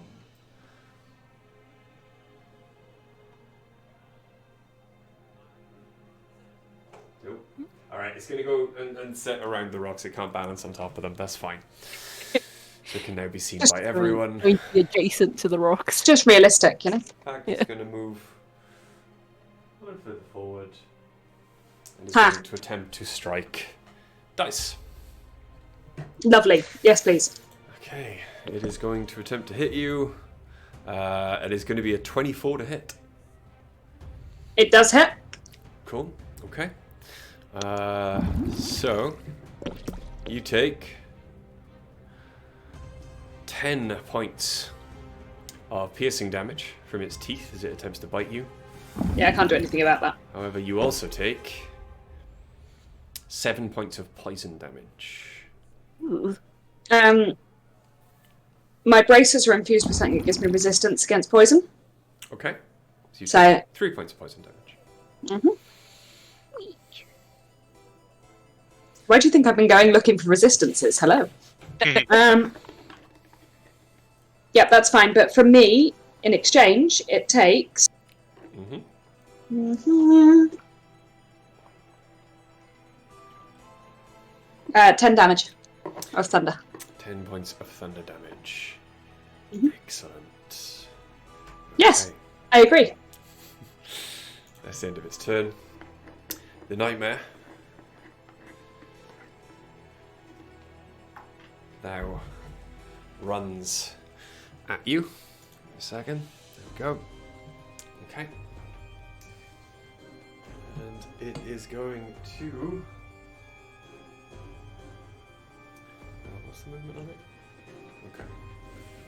The nightmare's running at me, is it? No. It's gonna Ah. fly up.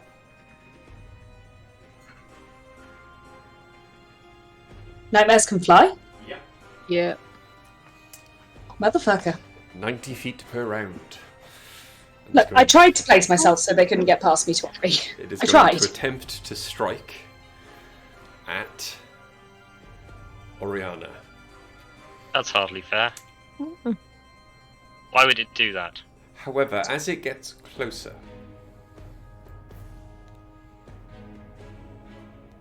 it stops and floats there in the air in front of her.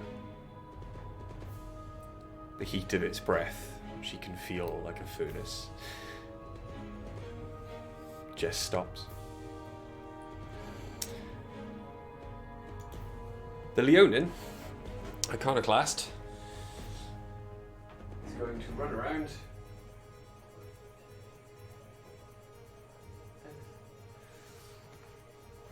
Yay, new friend! and is going to attempt to strike Dice. Okay. So, it is going to attempt to hit you 3 times with its claws. With advantage. See what it's got. Yeah, I'm definitely flanked. Actually, I'm sort of flanked, but I'm not sure I'd count that as flanked, personally. You're flanked. Am I? All right, cool. It's got movement Is she left. though? It's got movement left. Now I'm flanked. There we go. Okay, so the first hit was a 25. I mean, obviously, yes, that hits. Okay. The second hit is a 23. Yeah? And the third hit is a 22. My armor class is 22. Okay. So, you take from the first hit. There we go. What do they add to hits to get through level 22 armor? +7. Okay, now. Good rolls. You took 15 points of slashing damage from the claws Yeah. on the first hit, and 8 points of force damage. Yeah, can't do anything about that. It's fine. These claw strikes are coming in hard. The second strike, you take 15 points of slashing damage and a further 10 points of force damage. Gonna be rolling a new character by the end of the day, The guys. third strike, you take 8 points of slashing damage and only 3 points of force damage. Yeah. And that's the end of its turn. Okay. Finally, the ghost form begins to move.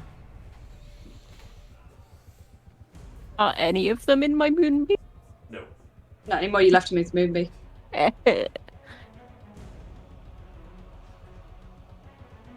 Then disappears.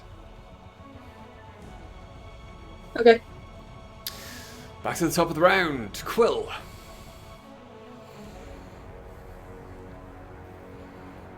Greg, I think you're muted.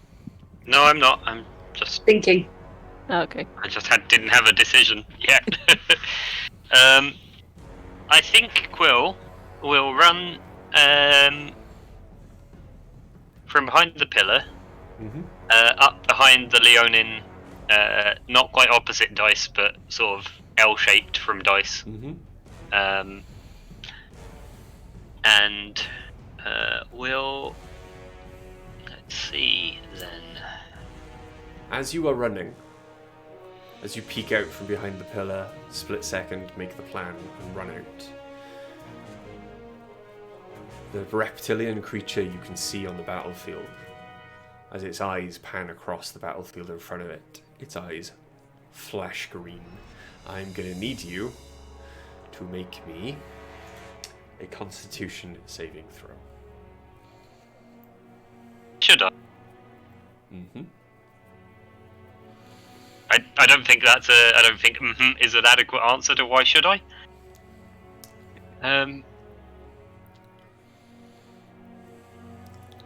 8.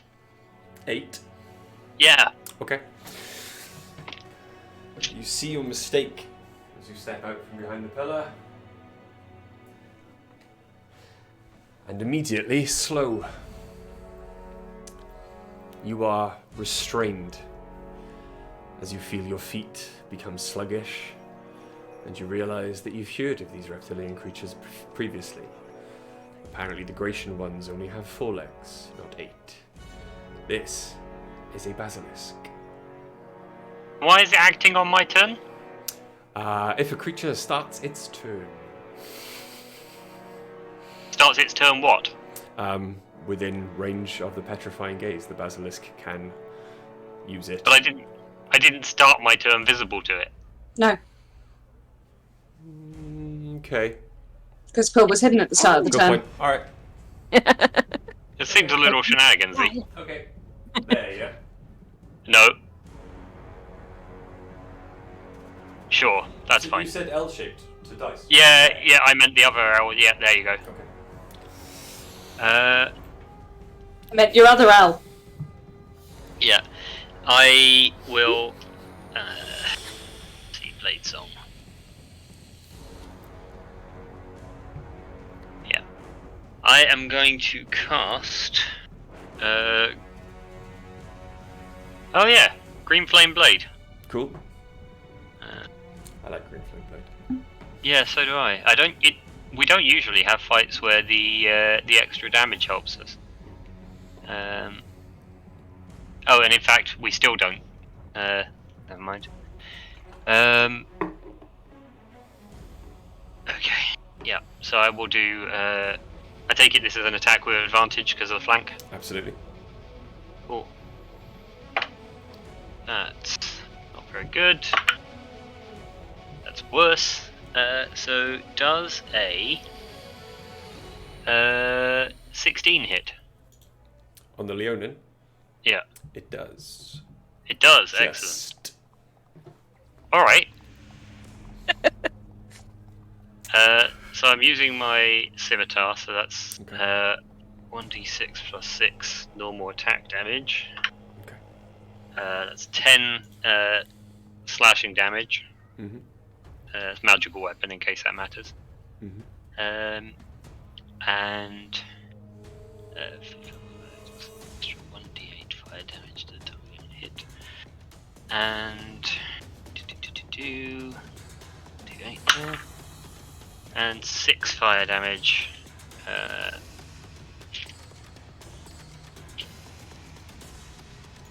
And that's it. I'm not going to do. There's no damage to a secondary creature because it doesn't have one in fight. Well, actually,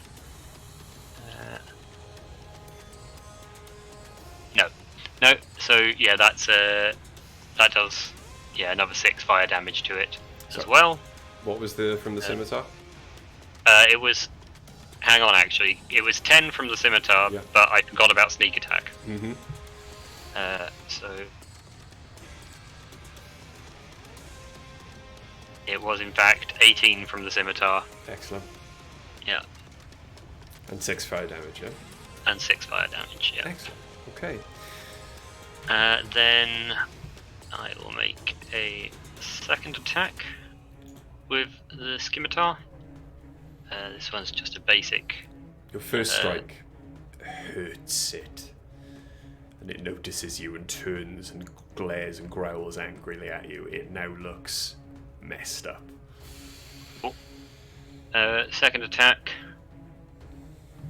That's 17. Yeah, so 27 to hit. I'm guessing Definitely. that does hit.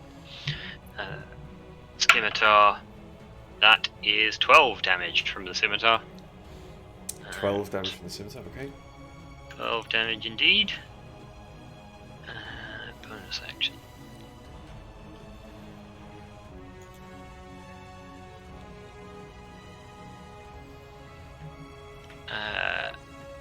Yes, I think for my bonus action, I'm going to. Oh, well, not for my bonus action. I'm going to run back behind that pillar, and for my bonus action, I'm going to hide again. Okay. Oh. Oh, because you got mobile. I do indeed have mobile. So no disengage, you just run away. Yeah.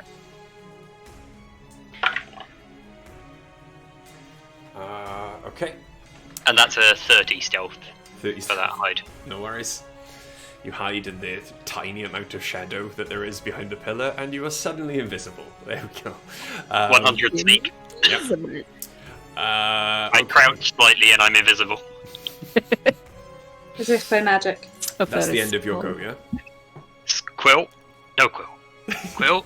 No quill. Is that the end of your go? That's the end of my go. Excellent. Okay. Okay, so there we go. And it is now the Oracle's turn. So they are going to.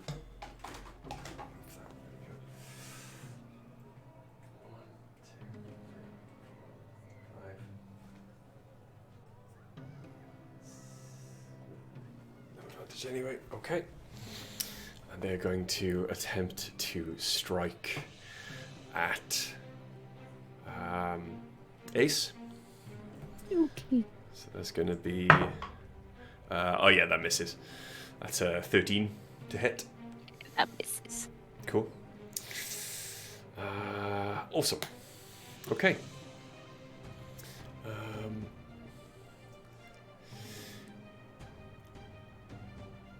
When it can. Oh, It's a reaction. Okay, cool. It is now the lion's turn. So he's now going to make a perception check with advantage.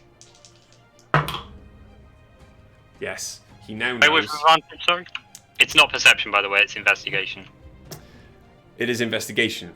Yeah, that's specified in the spell. Oh, right, okay.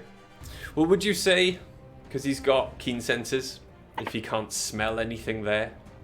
I would say that keen senses specifically says perception. It does.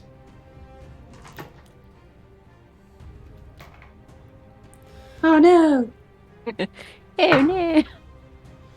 It literally specifically says the target can use its action to examine the phantasm with an intelligence investigation check against your spell save DC, rather. Okay. It's intelligence, that's 15, so it fails. It, in fact, passes, because that is my spell save Oh, DC. okay. So it now knows it's not there. Hang on, why is that my spell save DC? Give me That one seems second. very low for you. Doesn't it?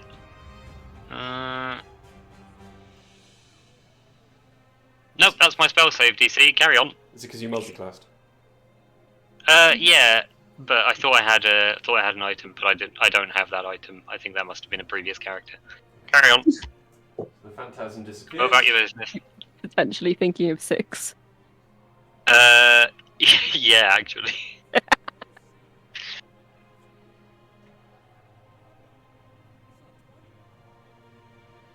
It's used its action, however. It has used its action, but it is taking up position behind the heavily armoured Ace. Ace, it's your go. Okie doke. However, because you've started your turn staring directly at the basilisk, I need you to make me a Constitution saving throw, please. Hey.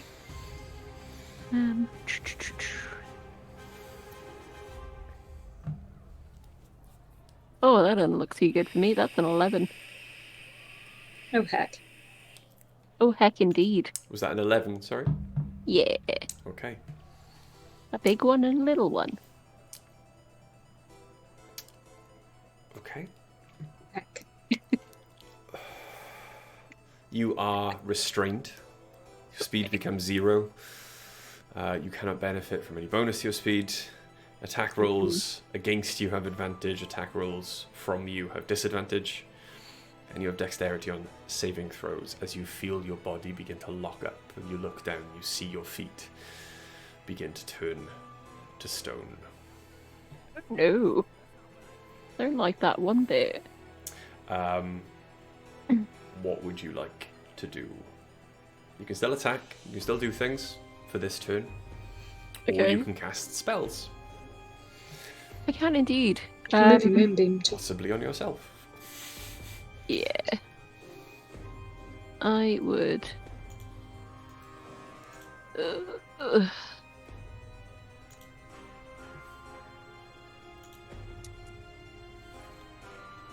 don't think I have anything that'll make it.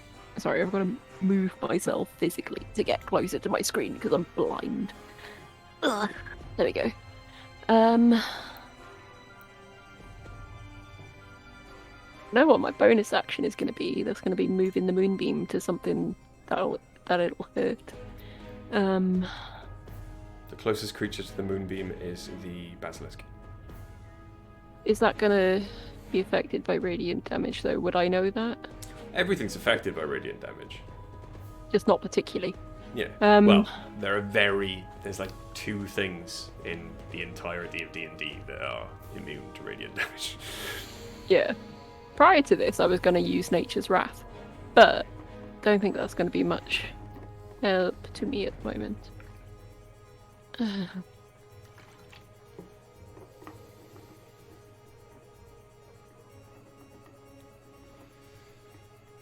Right.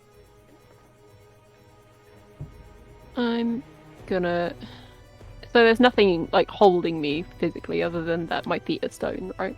Yeah, you can't move, Yeah. Cool. but you can still attack. Yeah, I'm within range to use my weapons, and I. Yes, within Cool. range of the humanoid standing next to you and the lion behind you. Okay. In that case, I will use. So first of all, I'll move the moonbeam as my bonus action. Mm-hmm. And I'll move that on top of the basilisk. Yeah.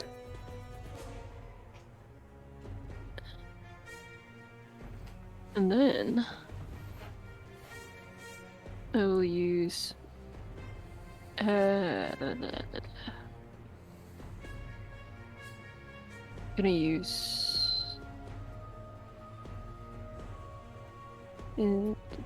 Searing Smite. Let's go with that one. You can probably. On the basilisk. You are too far away from the basilisk.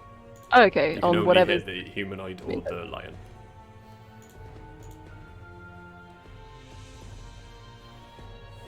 I will go with the lion. Okay.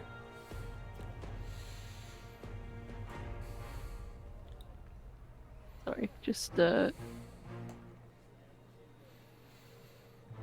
that now. So, okay, gotta roll first to hit. Sorry about this, guys. So I'll use Thunder Strike on it. Okay.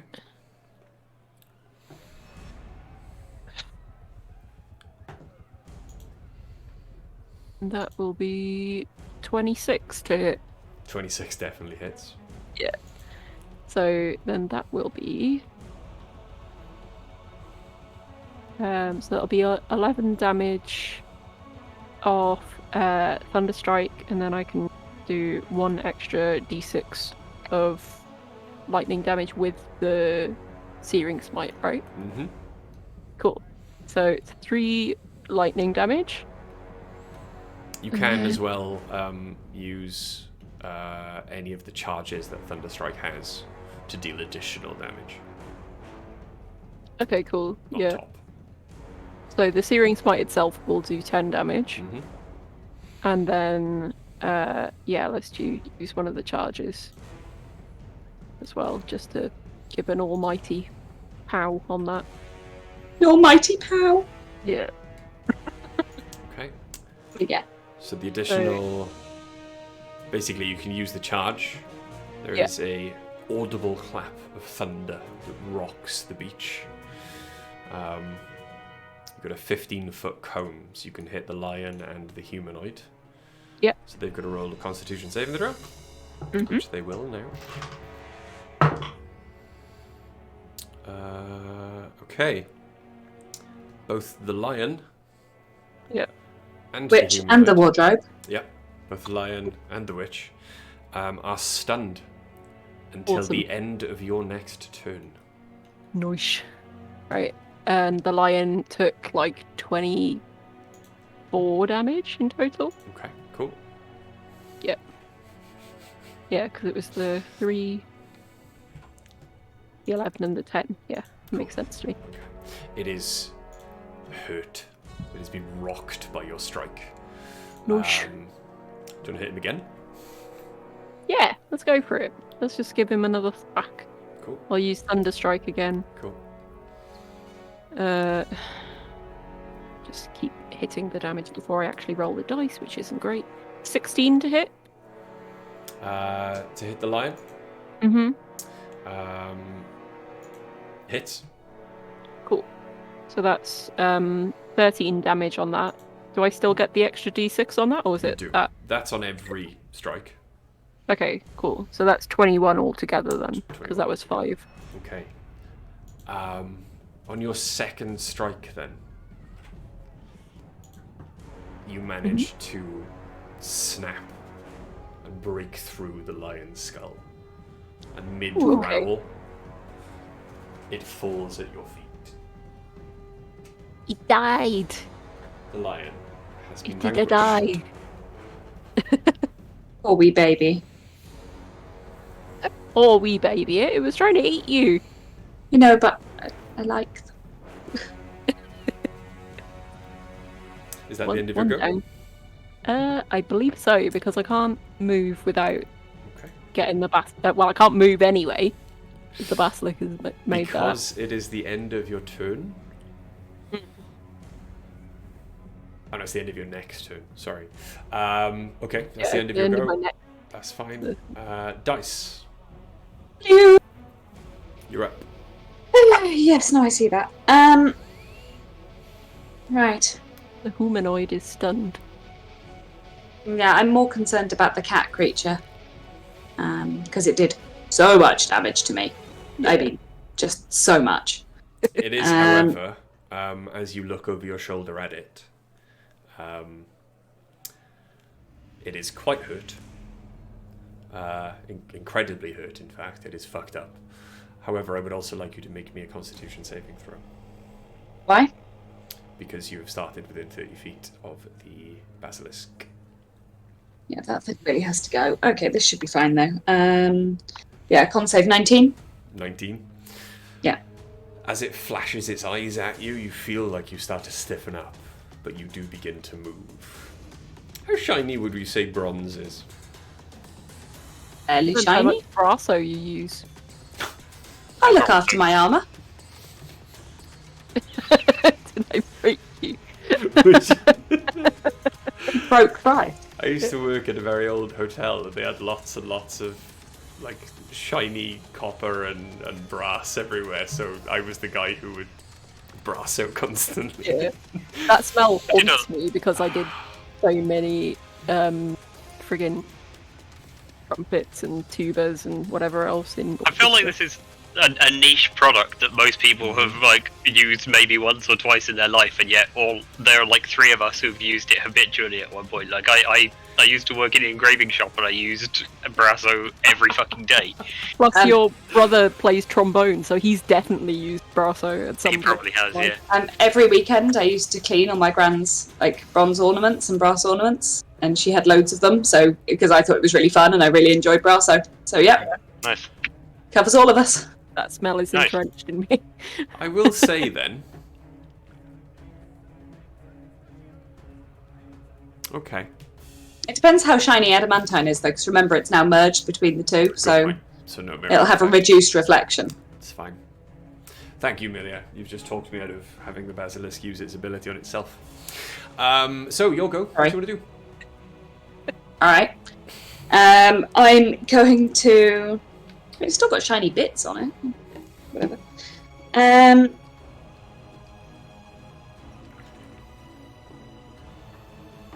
I'm going to have to, otherwise I'm running the risk of just straight up dying. And we don't want that. So I'm going to use the stored second level cure wounds Mm-hmm. that I have on myself. Yeah. So that should be 2d8 because it's second level. Okay. The one spell I don't even have to look up to know how many dice to roll for it after Kiesler. I don't know what the plus is on, actually. Is there a plus on cure wounds? I am going to have to look it up. How annoying. Cure wounds. Where are you? Here you are. Plus your spellcasting. Yeah. I don't know what my spellcasting ability modifier is. It's on Yeah, your. that's It's a at good the, point. It's at the top of My your spells. armor very shiny, bro. Yeah, No. Ace's armor's very shiny, No, yours is entirely made of adamantine. which is not shiny. Fine. Yeah. Yours is like burnished gunmetal. Right. So I get back 5, 6, 7, 8, 9, 10, 11, 12, 13, 14, 15, 16 hit points, which is very handy, and I'm very happy about this Okay. because I needed that. I'm going to use my hasted action to attack with the Thunder Gauntlet and punch Catface, Okay. hopefully. That's the aim, anyway. That is 17. 17. Definitely hits. Okay. That's going to just be 8 damage. Okay. But because I've hit it, it'll have disadvantage attacking any other creature until my next turn. No problem. 8 thunder damage on it. Okay. And I'm going to use my bonus action to reactivate my defensive field. So you get 11 temp hit points back. I get 11 temp hit points back, which I super need as well. Cool. Okay. Is that the end of your go? I don't know what else you want me to do. I've taken 2 actions, a bonus action. Honestly, he asked this question like I have anything else I could do. There's always He's always acting like we haven't done enough for him. I know, right? I asked the question because every time I try and move on when it's not, people go, ah. Yeah, that's true. We do So that. I'm checking. We totally do I'm that. just I don't. checking. First off, you said doo-doo. And second off, I've never done that. Okay. The Cerberus moves just a few feet and begins to claw at the bottom of the pillar that Oriana is flying above. As it attempts to, well, it just whines at her pitifully, Aww. as if it craves attention. Oriana, what would you like to do? So both the Cerberus and the Nightmare are now all up in Oriana's business, just like looking at her, Mm-hmm. right? Yeah. Can she make an attempt to intuit what the Nightmare wants from her? If they're face to face and not so much with the Cerberus. Insight or animal handling? Take your pick. It's going to be animal handling. Okay. Oh, it's a good roll. 23. 23. Yeah, said it was a good roll. Give it a pat. The Nightmare stands before Oriana, completely devoid of any anger, any malice towards her. You can still see this is a thinking, dark creature in its eyes, but it looks to Oriana for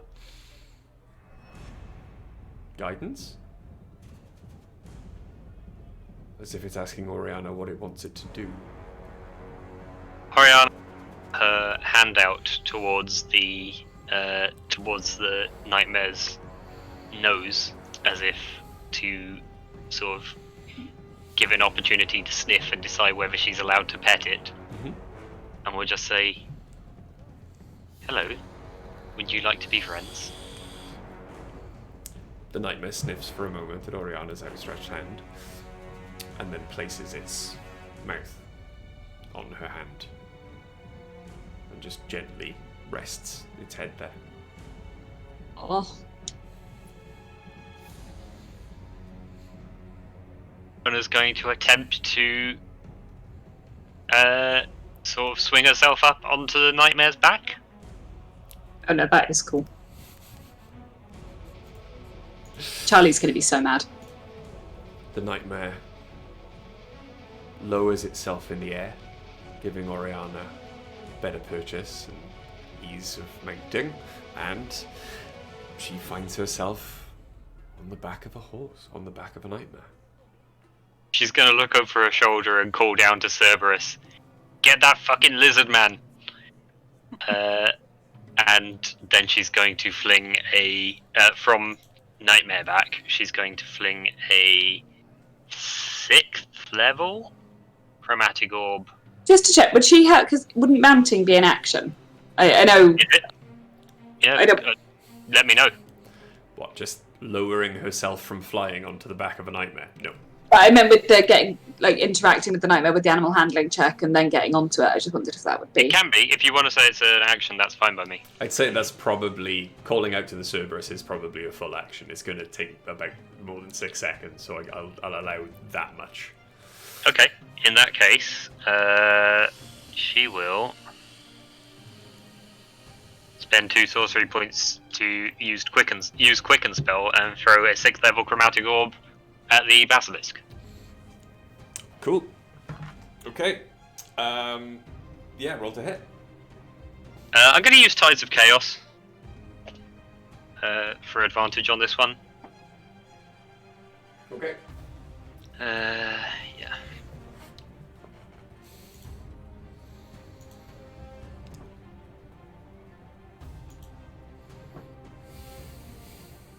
Is a 19 plus 9, 28. Yeah, that's fine. There we go. This will be 8d8. We haven't seen anything that makes us think that this basilisk is immune to fire damage, have we? Or No, you haven't hit it with fire yet. Okay, then I'm going to do 8d8 fire damage because Oriana is comfortable with fire damage. No problem. I was told by Charlie. She said, "You know what to do with Oriana, right?" I was like, "Yeah, fire damage," and she said, "Yeah, but with flare." Okay. 5. That's D. 68. 2, 3, 4, 6. Yeah. D8s are the hardest ones to find, I think. Because like they look almost exactly like D10s in a pile, but also there are twice as many D10s. 2, 3, 4. I'm also going to need you to roll me a dice 7, after 8. that. Oh, I know. Kablam! Get back in there. 8, 13, 17, 19, 21, 29, 30, and 31 fire damage to the basilisk. 31 fire damage to the basilisk. It is writhing in flames, in incredible pain, and it's looking fucked up. Yep. But it's still standing. Yep. Please roll me a d20. You don't need me to roll you a d20 because I use Tides of Chaos. No, I think what you probably mean is roll me a d100. I'd like you to roll me a d20 for the chromatic orb. You use Tides of Chaos. If you roll another first level or above, I can just make you roll on the Wild Magic Search table. Oh, you want me to... I want you to try for Wild Magic. Yeah. Okay, that's 3, but I don't have to roll another first level or above.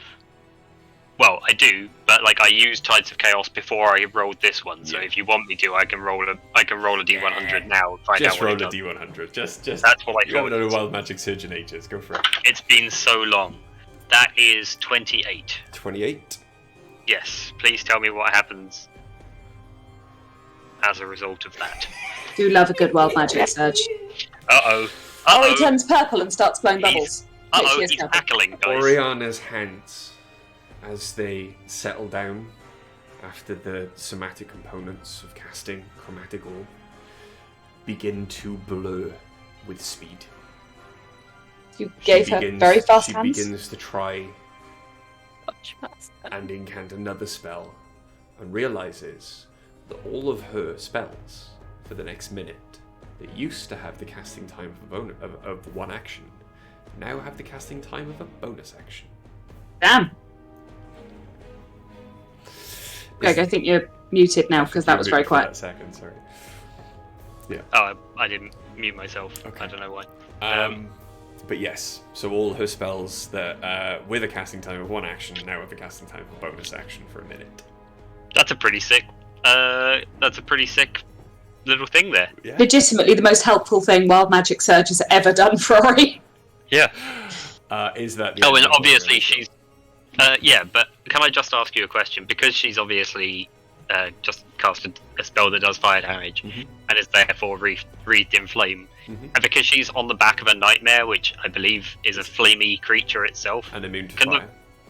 and immune to fire, can the nightmare also be wreathed in flame just for flavour? The nightmare was pretty much wreathed in flame anywhere, but Yeah. But So it's just like- Oriana's flames kind of add to it, and it is now a glowing beacon in the air above the beach. Yeah. Is that the end I of like Oriana's go? I believe so. Yeah, I think that was enough. Okay. Basilisk is going to, in its death throes, attempt to strike at. There we go. It's going to attempt to strike at dice again. It's the worst advantage roll I've ever seen, ever. So that is a 11 or a 7. Very good. Do either of those hit you, dice? Me? Yeah. Sorry, I'm answering Owen's question. No, neither of them hit me. 11 and 7, that's nonsense. Okay. Right, that's the end of its go. The Nightmare. Now waiting for Oriana's guidance. Where would Oriana like the Nightmare to go? over behind the basilisk, I think, and can the nightmare attack it with its hooves? It absolutely can.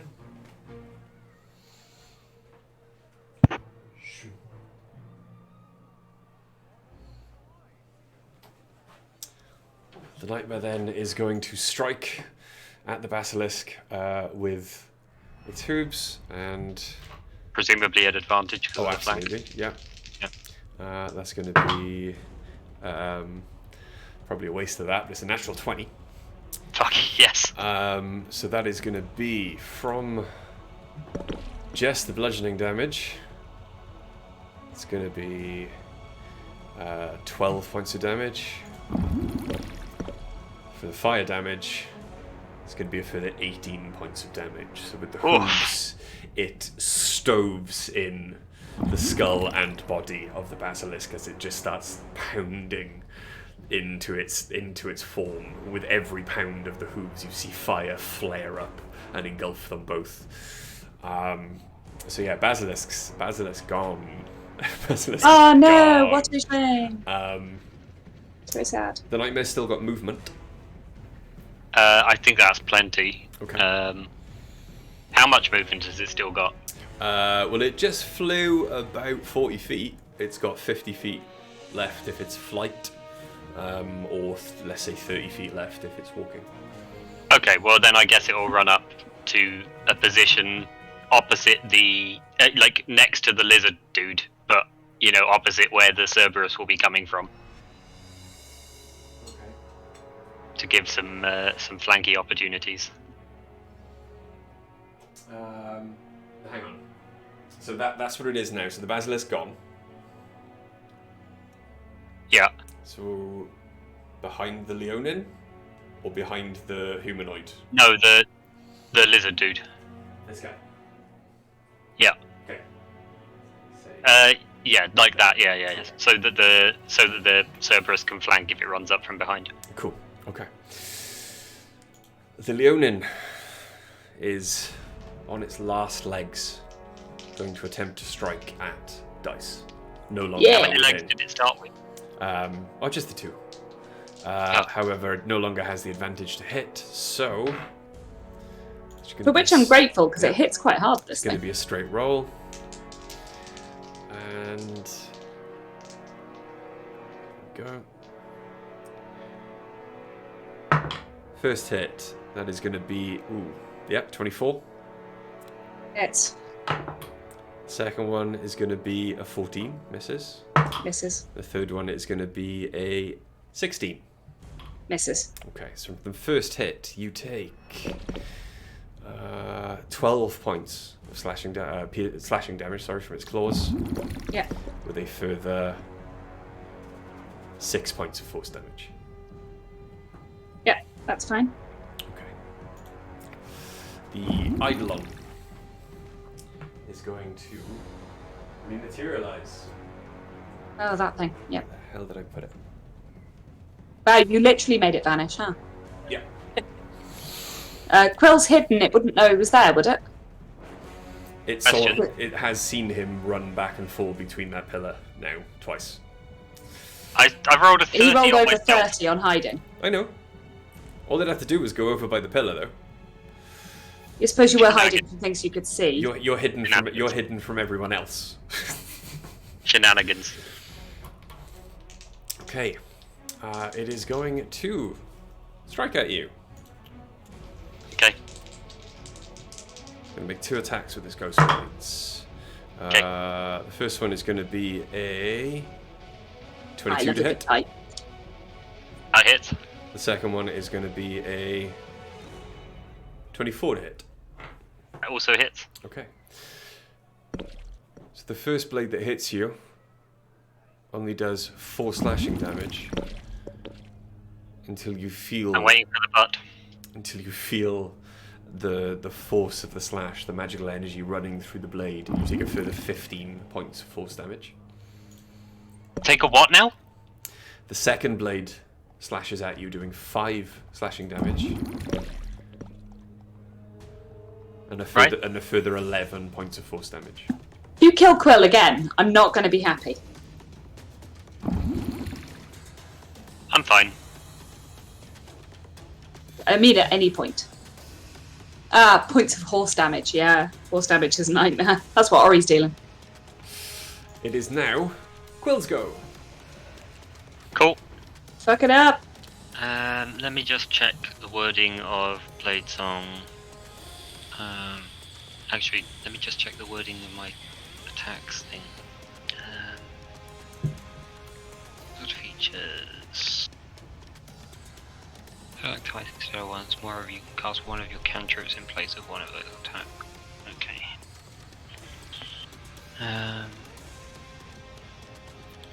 How bad does the Leonin look right now? The Onin looks like the Leonin looks like the worst possible amount of damage you could do to him would be more than enough. Okay. The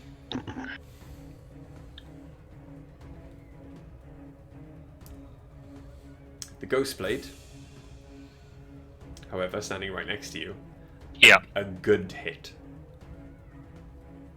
would do it.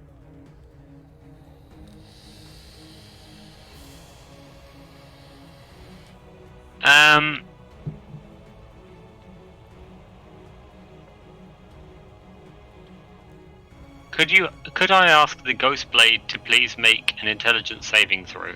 You absolutely can. Let's have a look.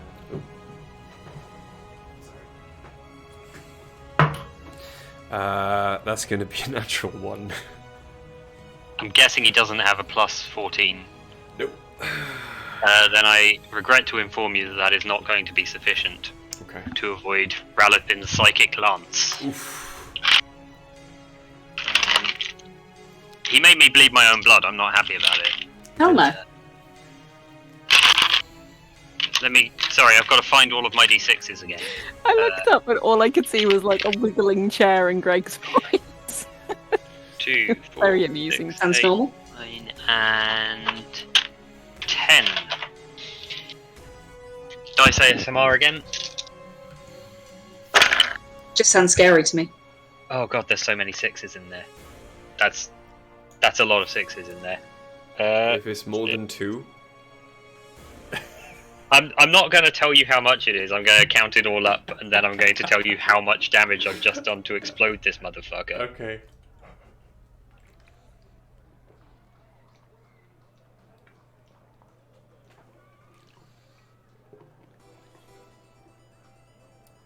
Yeah, that would be 41 damage, psychic damage. 41 psychic damage, yeah? Uh-huh. Okay.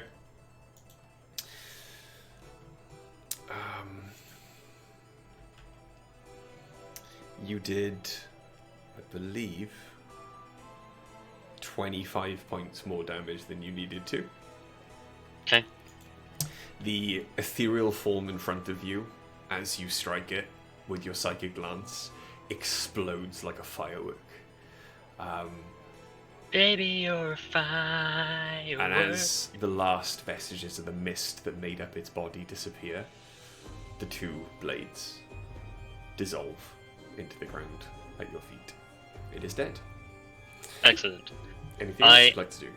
Yes, I would like to run up behind the Leonin and assume a sort of threatening, attacking stance in order to provide advantage to dice on her next attack. Ooh, thank you. Well, in order to flank, basically. Okay. So That's a very good question, Owen asked in the chat, Bray. What would your ruling be on this? If someone throws a horse, does everyone else take psychic damage from the trauma of seeing it? I'd say probably not psychic damage, right? But they'd certainly have to roll a save against being frightened. they'd have to roll for an intimidation check. Yeah, that I think is inherently an intimidation check if you throw a horse at someone. But you could definitely roll that intimidation check with advantage, and then like a bonus. I think you roll the intimidation check based, the intimidation value is just like the weight of the horse or like the damage done by the horse. Loki would be very upset at me for throwing a horse, so I shan't. Fair enough. The Oracle is still stunned until the end of Ace's next turn. Ace still crunching up, like freezing stone. Mhm. It is now Ace's go. Am I turning into stone? You are. You Okay. can strike the thing next to you. At the end of your turn, you can make another saving throw. You probably have advantage because you're flanking with the nightmare with Ori on its back. Mm-hmm. It's true. You absolutely I are. will indeed give it a good whack. Cool. Right, so looking to clear the old damage out of the way. This So nightmare's way annoying. better than a badger. I mean, the badger's cute, but the badger gets forgotten a lot, bless it. It's not Honey's fault. Oh god. 18 to hit? 18 definitely hits. Noish. Right, so that is Thunderstrike, which is 12 on its own, plus D6, which is 4, so it would be 16. Yeah, 16 damage on that. 16 damage on the first hit. Okay. Mm. You take, unfortunately, because of its natural abilities, you take 8 force damage. Me? Yeah, because you struck it. To be fair, this is the first damage I've taken all this Wow. entire round. It's a special And ability it has. And it's the 8 temporary hit points I was given. It's a special ability it has called Blessing of the Gods. While it is wearing no armor and wielding no shield, its AC includes its Wisdom modifier, but also any creature that hits it with a melee attack within 5 feet takes 2d8 force damage. Well, isn't that nice? Oh. I'm going to hit it again with my hammer. Cool. Right. Bang! Ow! Well, fuck you! That's 25 to hit. Definitely With hits. gusto. I'm mad about it. Right, that is 18 plus 4, so it's 18 damage. 18 damage. Damage. Okay. How it many, is now looking messed up. things- How many charges do I have on Thunderstrike again? 5 at the moment. You've got 4 left. Okay, I'll use a charge on it. Okay, cool. So What do you want me to roll for the charge?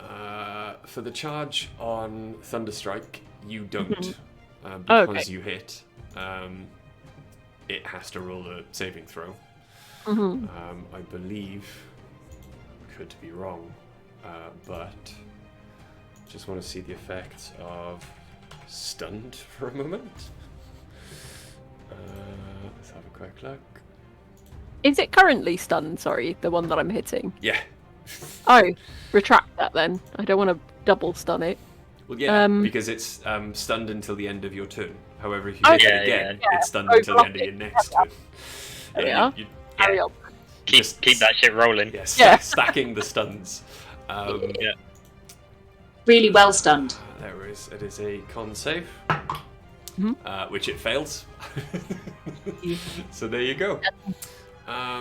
Yes. So at the end of your turn, please roll me a Constitution saving throw. With Flash of Genius added, so you've got +4 to that. Okay, cool. Does that affect Thank you very much. saving throws? Should do. Flash of Genius. I will double check now. Well, my roll is 20. Yeah, you're good. Yeah. It's a saving throw. Yeah, it does do saving throws because it's reaction. As you strike then and strike true, you feel obviously the power of the gods flowing through you again. And you look down at your feet and you see the stone that started to solidify around your feet and crawl up your legs start to fall away as dust. And you find yourself able to move once more. Is that the end of your go? Yeah, I don't have. Or do you want to move the moon? Oh, I'll move my moonbeam. Yeah. Yeah. Where do you want to move it? All right. What is that? Can I put it on the thing in front of me? That Oh, it is that that reason. Okay. The stunned one? Yeah. Yeah, why not? It's not on anything at the moment, is it? So No. Yeah. There chuck it on there, and then he can have some lovely radiant damage when you go. his next turn Dice. comes around.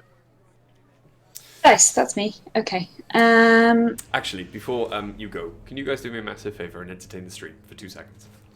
Yes. I'm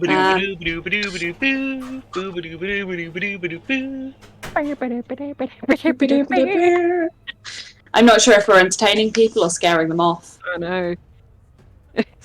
Hey stream, look at what I did today. I put these shelves up above my did those this afternoon. That's been mine and Charlie's little project. Very cool. Yeah. Means that we can get some shit out of the back room. Which you're going to need to do. Yeah. Which we're gonna need to do because we need that back room. It's gotta become a nursery instead of a storage dumping stick stuff in it and forget about it room. We have a cupboard Don't like do that that. with the baby. I wish we only had a cupboard like that, god. Yeah, but the cupboard. So you know we went rock climbing on the weekend. Bri had to find my climbing shoes and harness. Yeah. And it took him hours. He had to take everything out. Turned out they'd slipped right to the back, behind everything, including a very large, very heavy bell tent. And we're in a little bag right at the back. Oh no. What size is your bell? Is it is it 5 meter? I think Or it's is 5 it- meter bell. Yeah, they're like 15, Fucking heavy. 15 to 20 kilograms, like depending on like what sort of poles and stuff you have in them. That's a lot. Yeah. If I have to carry it across the field, I just drag it behind me. When I was very fit, back when, I could carry it with my knees like in front of me like this, but then I needed someone to like guide me what direction to go because I couldn't see. What size is your bell? Large, Ian. Large. Yeah, it's a nightmare. Hi, welcome back. We were Sorry. just talking about our large bells. Yeah, Yes, the size we were. of our bells. Dice. Sorry, the DM's you're allowed right. to need to Sorry, tea this too. is a bit insensitive to talk about in front of Bri because he doesn't have his bells anymore. Yeah. Dice, it's your go. He has bells, but they don't have any whistles. No, he doesn't. They took them away. Okay, so I'm going to cast Cure Wounds on myself again using the item, because it keeps hitting me and it hurts. Okay. Stop.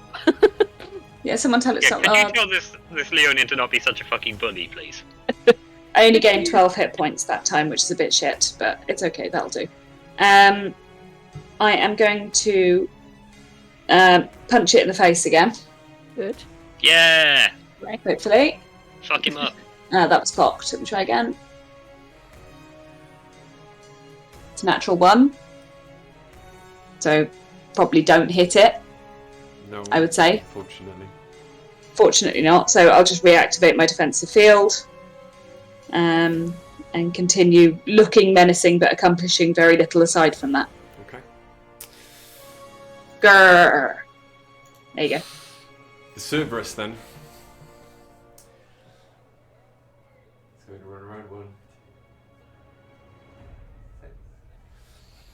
And is going to attack with advantage the definitely heavily flanked and massively stunned guy. I had advantage! You do have advantage. I had advantage! I should have hit it! Mm-hmm. I rolled a 17! Yes, it hits. Yeah! 16. Sorry, it's 16. Does that Yes. still hit? Yeah. Oh, good. I can't maths. I got so excited I forgot how to count. 10 damage, and it has disadvantage to attack anyone other than me. It doesn't matter. He's dead. Punched He's through dead. its head. Chunky's dead. The thunder damage causes bits of him to explode out everywhere. But he collapses to the floor before you. I go, sorry! I don't like killing people. And is that the end of your go? That is now the end of my go. I apologise, I forgot Quill was there. Okay. So the Cerberus is going to strike twice at the Oracle. That's going to be... Its first bite misses. The second bite is an 18, so hits. And it is going to do 3 points of piercing damage from the teeth. and 1 point of fire damage. The Oracle now looks as if a strong gust of wind will murder it. It is now... They're dead. Oriana. Oriana, you say? Mm-hmm. Because the nightmare's in contact with the lizard dude, does that mean that the Oriana also is, or because the nightmare's large, is she not quite? I would say not quite. Okay. For the purposes of a ranged spell, I'd say she's high enough away from it that it would be Not a disadvantage. No disadvantage. And how is the lizard motherfucker looking right now? On a scale of 1 to 44, Yeah. 6. Looking about 6 out of 44. Yeah, Okay. That's not looking good, is it? I have an important question for you. go for it. What multiple of 44 hit points does it have? Because if I find out later that it's got like 4x 44 hit points, and I only hit it with no, I'm not going to hit it with cantrip anyway. This is Oriana. Who am I kidding? What are you on about? Yeah. Oriana is going to do a 5th level Scorching Ray for a total of 1 additional ray. So 3rd level is 3 rays. 4th, 5 rays. Okay. Does she attack separately for each ray? I think she does, right? Yes. Okay. Is it still stunned? Yeah. So every attack is an advantage then? Yes. Okay. Let's see. Ray number 1. That is an 18. That hits. Ray number 2. That is a 21. That definitely hits. Ray number 3. That is another 18. Ray That number hits. 4. Ray number 4 might not hit. That's a 15. It just hits. Excellent. Ray number That is its 5. armor class. Ray number 5 is 22. Yeah, that hits. I thought it might. And so each one of those does 2d6, so we're looking at 10d6 fire damage in total here. And I want you to roll me a dice as well. Yeah, I know. Do you want me to roll the damage first, or would you like me to roll the... Damage first. Yeah? Okay. 6. Why am I feel like I just... All I spend my time doing is looking for d6s now. You need more d6s. You need more dice, basically, 4, Greg. 6, 8, 9... You know what? That is true, Amelia. It's I always do true. need You more should go to dice. Blink Dog Dice to get them. Oh my goodness, what a good idea. I should go to Blink Dog Dice. They've got an If only awesome I- store on Etsy where you can find lots of amazing examples of their work. If only I could find a link to Blink Dog Dice's amazing Etsy store, bro. That would be really helpful. Wouldn't it just? And who would be able to provide that? Hey guys, buy some dice. It looks like it's in Oh my chat. goodness, there's a link in the chat to Blink Dog Dice. An amazing South Wales-based small dice creator whose level of artistry and creativity is only growing with every set of dice that they produce. Oh, yes. The new set is gorgeous. I cannot Yeah, it is wait. very pretty. I really want to buy the rainbowy one that they have up, but I don't have the funds for it at the moment. I'm very sad. I did, however, buy the Dice of the Beholder set, Yes, love them. so I have the little eyeball set. It made me very happy. That bar would be a total of 35 fire damage from 5 lances of fire, which Oriana uses to fully incinerate this lizardy motherfucker. When the first ray hits, the Oracle drops dead. The other 4 burn it up so much that there is very little left when the fire and smoke kind of dissipate in the wind, and you are all left on what is now a quiet beach in the sunlight, enjoying your day. Well, It is you then- say enjoying your day. It is then that you see the sorry. It is then that you see everything start to shimmer and shake. And at first the sound flattens, the ruins disappear. Everything in the distance, the horizon begins to dissolve, and all around you, you are hit by a wall of sound as the crowd around you is standing on their feet. It has grown from the crowd you saw through the illusion before you stepped in. It is now huge, and there are hundreds of people cheering, throwing flowers down at your feet. You also see coins flying through the air as well. Ah. They don't quite Yeah. hit you. You're all quite far away. But as they start to quiet and their exuberance begins to run out, you look, and the door you entered through, you see Dom striding across the sand towards you. That was good fight. I am impressed. Hi, Dom. Thanks.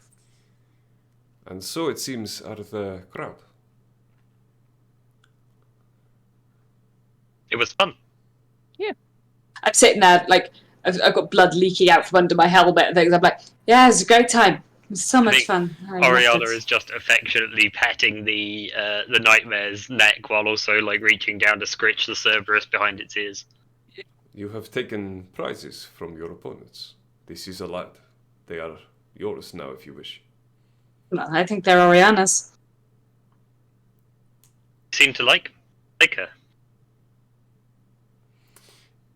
Whilst this is happening, I'm gonna do lay on hands pool on dice. Yeah, don't worry about it. I'll be better by tomorrow. You Weird. will have to When- be better by tonight. We're fighting again tonight? No. We go now to prepare you for party in palace. Oh, Yes, of course. There is I continue to do lay on hands pool. there is dinner and drinks at palace. After every main bout, you will meet fans, investors, and perhaps future opponents. I This is assume, very Hunger Gamesy. I assume Oriana cannot bring her new friends. Well, they would have been invited. I think Had Oriana's like, I'd like to see them. I'd like to see them try and stop me. I would I mean, say yes. that the horse and the dog would have been invited had they won. So, yes. I mean, they're on the winning team now. I think Oriana and I make better party guests than a horse and a dog. So I'm sure the people at the celebration, and of course Ace and Dice do as well. I think the people at the celebration will be well pleased with their champions It, for the day. it will be in courtyard of palace, as if it goes same way as it has done previously. The more victories you get, the further into the palace parties become, until you are eventually crowned victor in party in throne room on highest level. I mean, I don't mean that it would be in an appropriate place for a horse. I just mean that I make better conversation over canapes than your average horse. In my Nightmare's looking at you like, side-eyed by a nightmare. But come, nobody wants to be side-eyed by a nightmare. we must rest, patch up your wounds, and dress for tonight. For the purpose of getting things right, how many points does Lay on Hands give me? Well, I can give up to 55 points. So, Up to- how many do you need? Just give me 20 in case something goes wrong at the party later and you need it, and I'll do the rest with short rest or something So I before the assume next we'll be session. able to take a short rest before then. Yeah. Okay, Da. I'll set that up then. There we go. Did You they say have 20 or 30? 20. 20, I said. Yeah. I mean, that puts me on 57 out of 80. That's not bad. At one point, I went down to 16. Remember, as we walk out, you are victors. You must wave. Of course. I've been waving this entire time. Like, Who He's like, "Oh, are we supposed to wait until we walk out?" Dice joins in now, feeling a bit better. Look, guys, they're waving at a human. And as you make your way out, it is to uproarious applause from all manner of races in the stands. And as you make your way back to Apollothéus' camp, I believe we will end it there. I mean, not that we're ending it, but for the successful session. For this session, yeah. Yes, we'll end the won't- session there. We didn't have like a last minute betrayal at the end of the session. That's what I'm hooray. Yeah. Yeah, right? Oh. Because Bri loves to do that, especially if we feel like we've had like a great success. A win, I mean, yeah. success. If we're just riding high off the back of a win, Bri's like, and it's at that moment that a black dragon blows out the windows of the tavern that you're in, and it turns out that this isn't the real tavern. You've been lured into a black dragon attack. There's 6 black dragons outside. Go fuck yourself. Yeah, that has happened. That's not hyperbole. That wasn't a did that. hypothetical. I did that. That wasn't Yeah. a hypothetical. He constructed an entire fake tavern to teleport us to. This totally happened. It was very stressful. It was awesome. It was a stressful week because it happened at the end of a session. That's a good cliffhanger, that was. It was. No. But no, I hope everyone has enjoyed. I know I have. I'm hoping the players have. Yes, very much. But I hope everyone has enjoyed. It's not next week. Next week is still, I believe, Chronicles of Nidum. Yeah, next week's an It Nidum week. is hopefully the week after. Going to be Yes. a distant hum. Provided that I have recovered from the surgery that I have to have 2 days before it. Yes. Yes, otherwise it'll probably be Needham or nothing, depending on Or how everyone's doing. something It's else. a very minor surgery. I should be fine. Ooh, I want to throw this out there. On the vein that obviously we've just mentioned the Black Dragon attack. The Black Dragon attack happened in our previous campaign. It did. The Shield of Hope. Yes. Oh, I Yeah, missed bunch of it. fucking nerds. Remember those guys? Because I miss those guys, I have, for a while, we mentioned this months ago, months ago, and then never did anything about it. But I have, for a while, been putting together the idea of a one-shot, which has come to the point where I'm happy enough to run it. So, you heard it here first, guys. Very soon, of a Sunday evening, we're going to take a Very night soon. off from Chronicles of Nidum. We should do it right now. Nope. As soon as Do I'm we ready, need Charlie, Greg? we definitely Yeah. need Charlie. But we're going to take a night Yeah. off from Chronicles of Nidum, and we are going to play a level 20 one-shot. I can't wait Hey, to... bro, do I get to be 6 and Forgebane? Because that's really what I want. I really want to be 6 and Forgebane. You get to We both. choose. To be 6 and Forgebane. No, one or the other, man. You can't be both. It's Why not? insane. Why not? Get to be my rat queen again. In fact, I might run it in the Feywild, so you could be I 6 love my or rat Forgebane queen. any given time. I might just Yeah. go, you're Forgebane. Okay, yeah, that would be really fun, actually.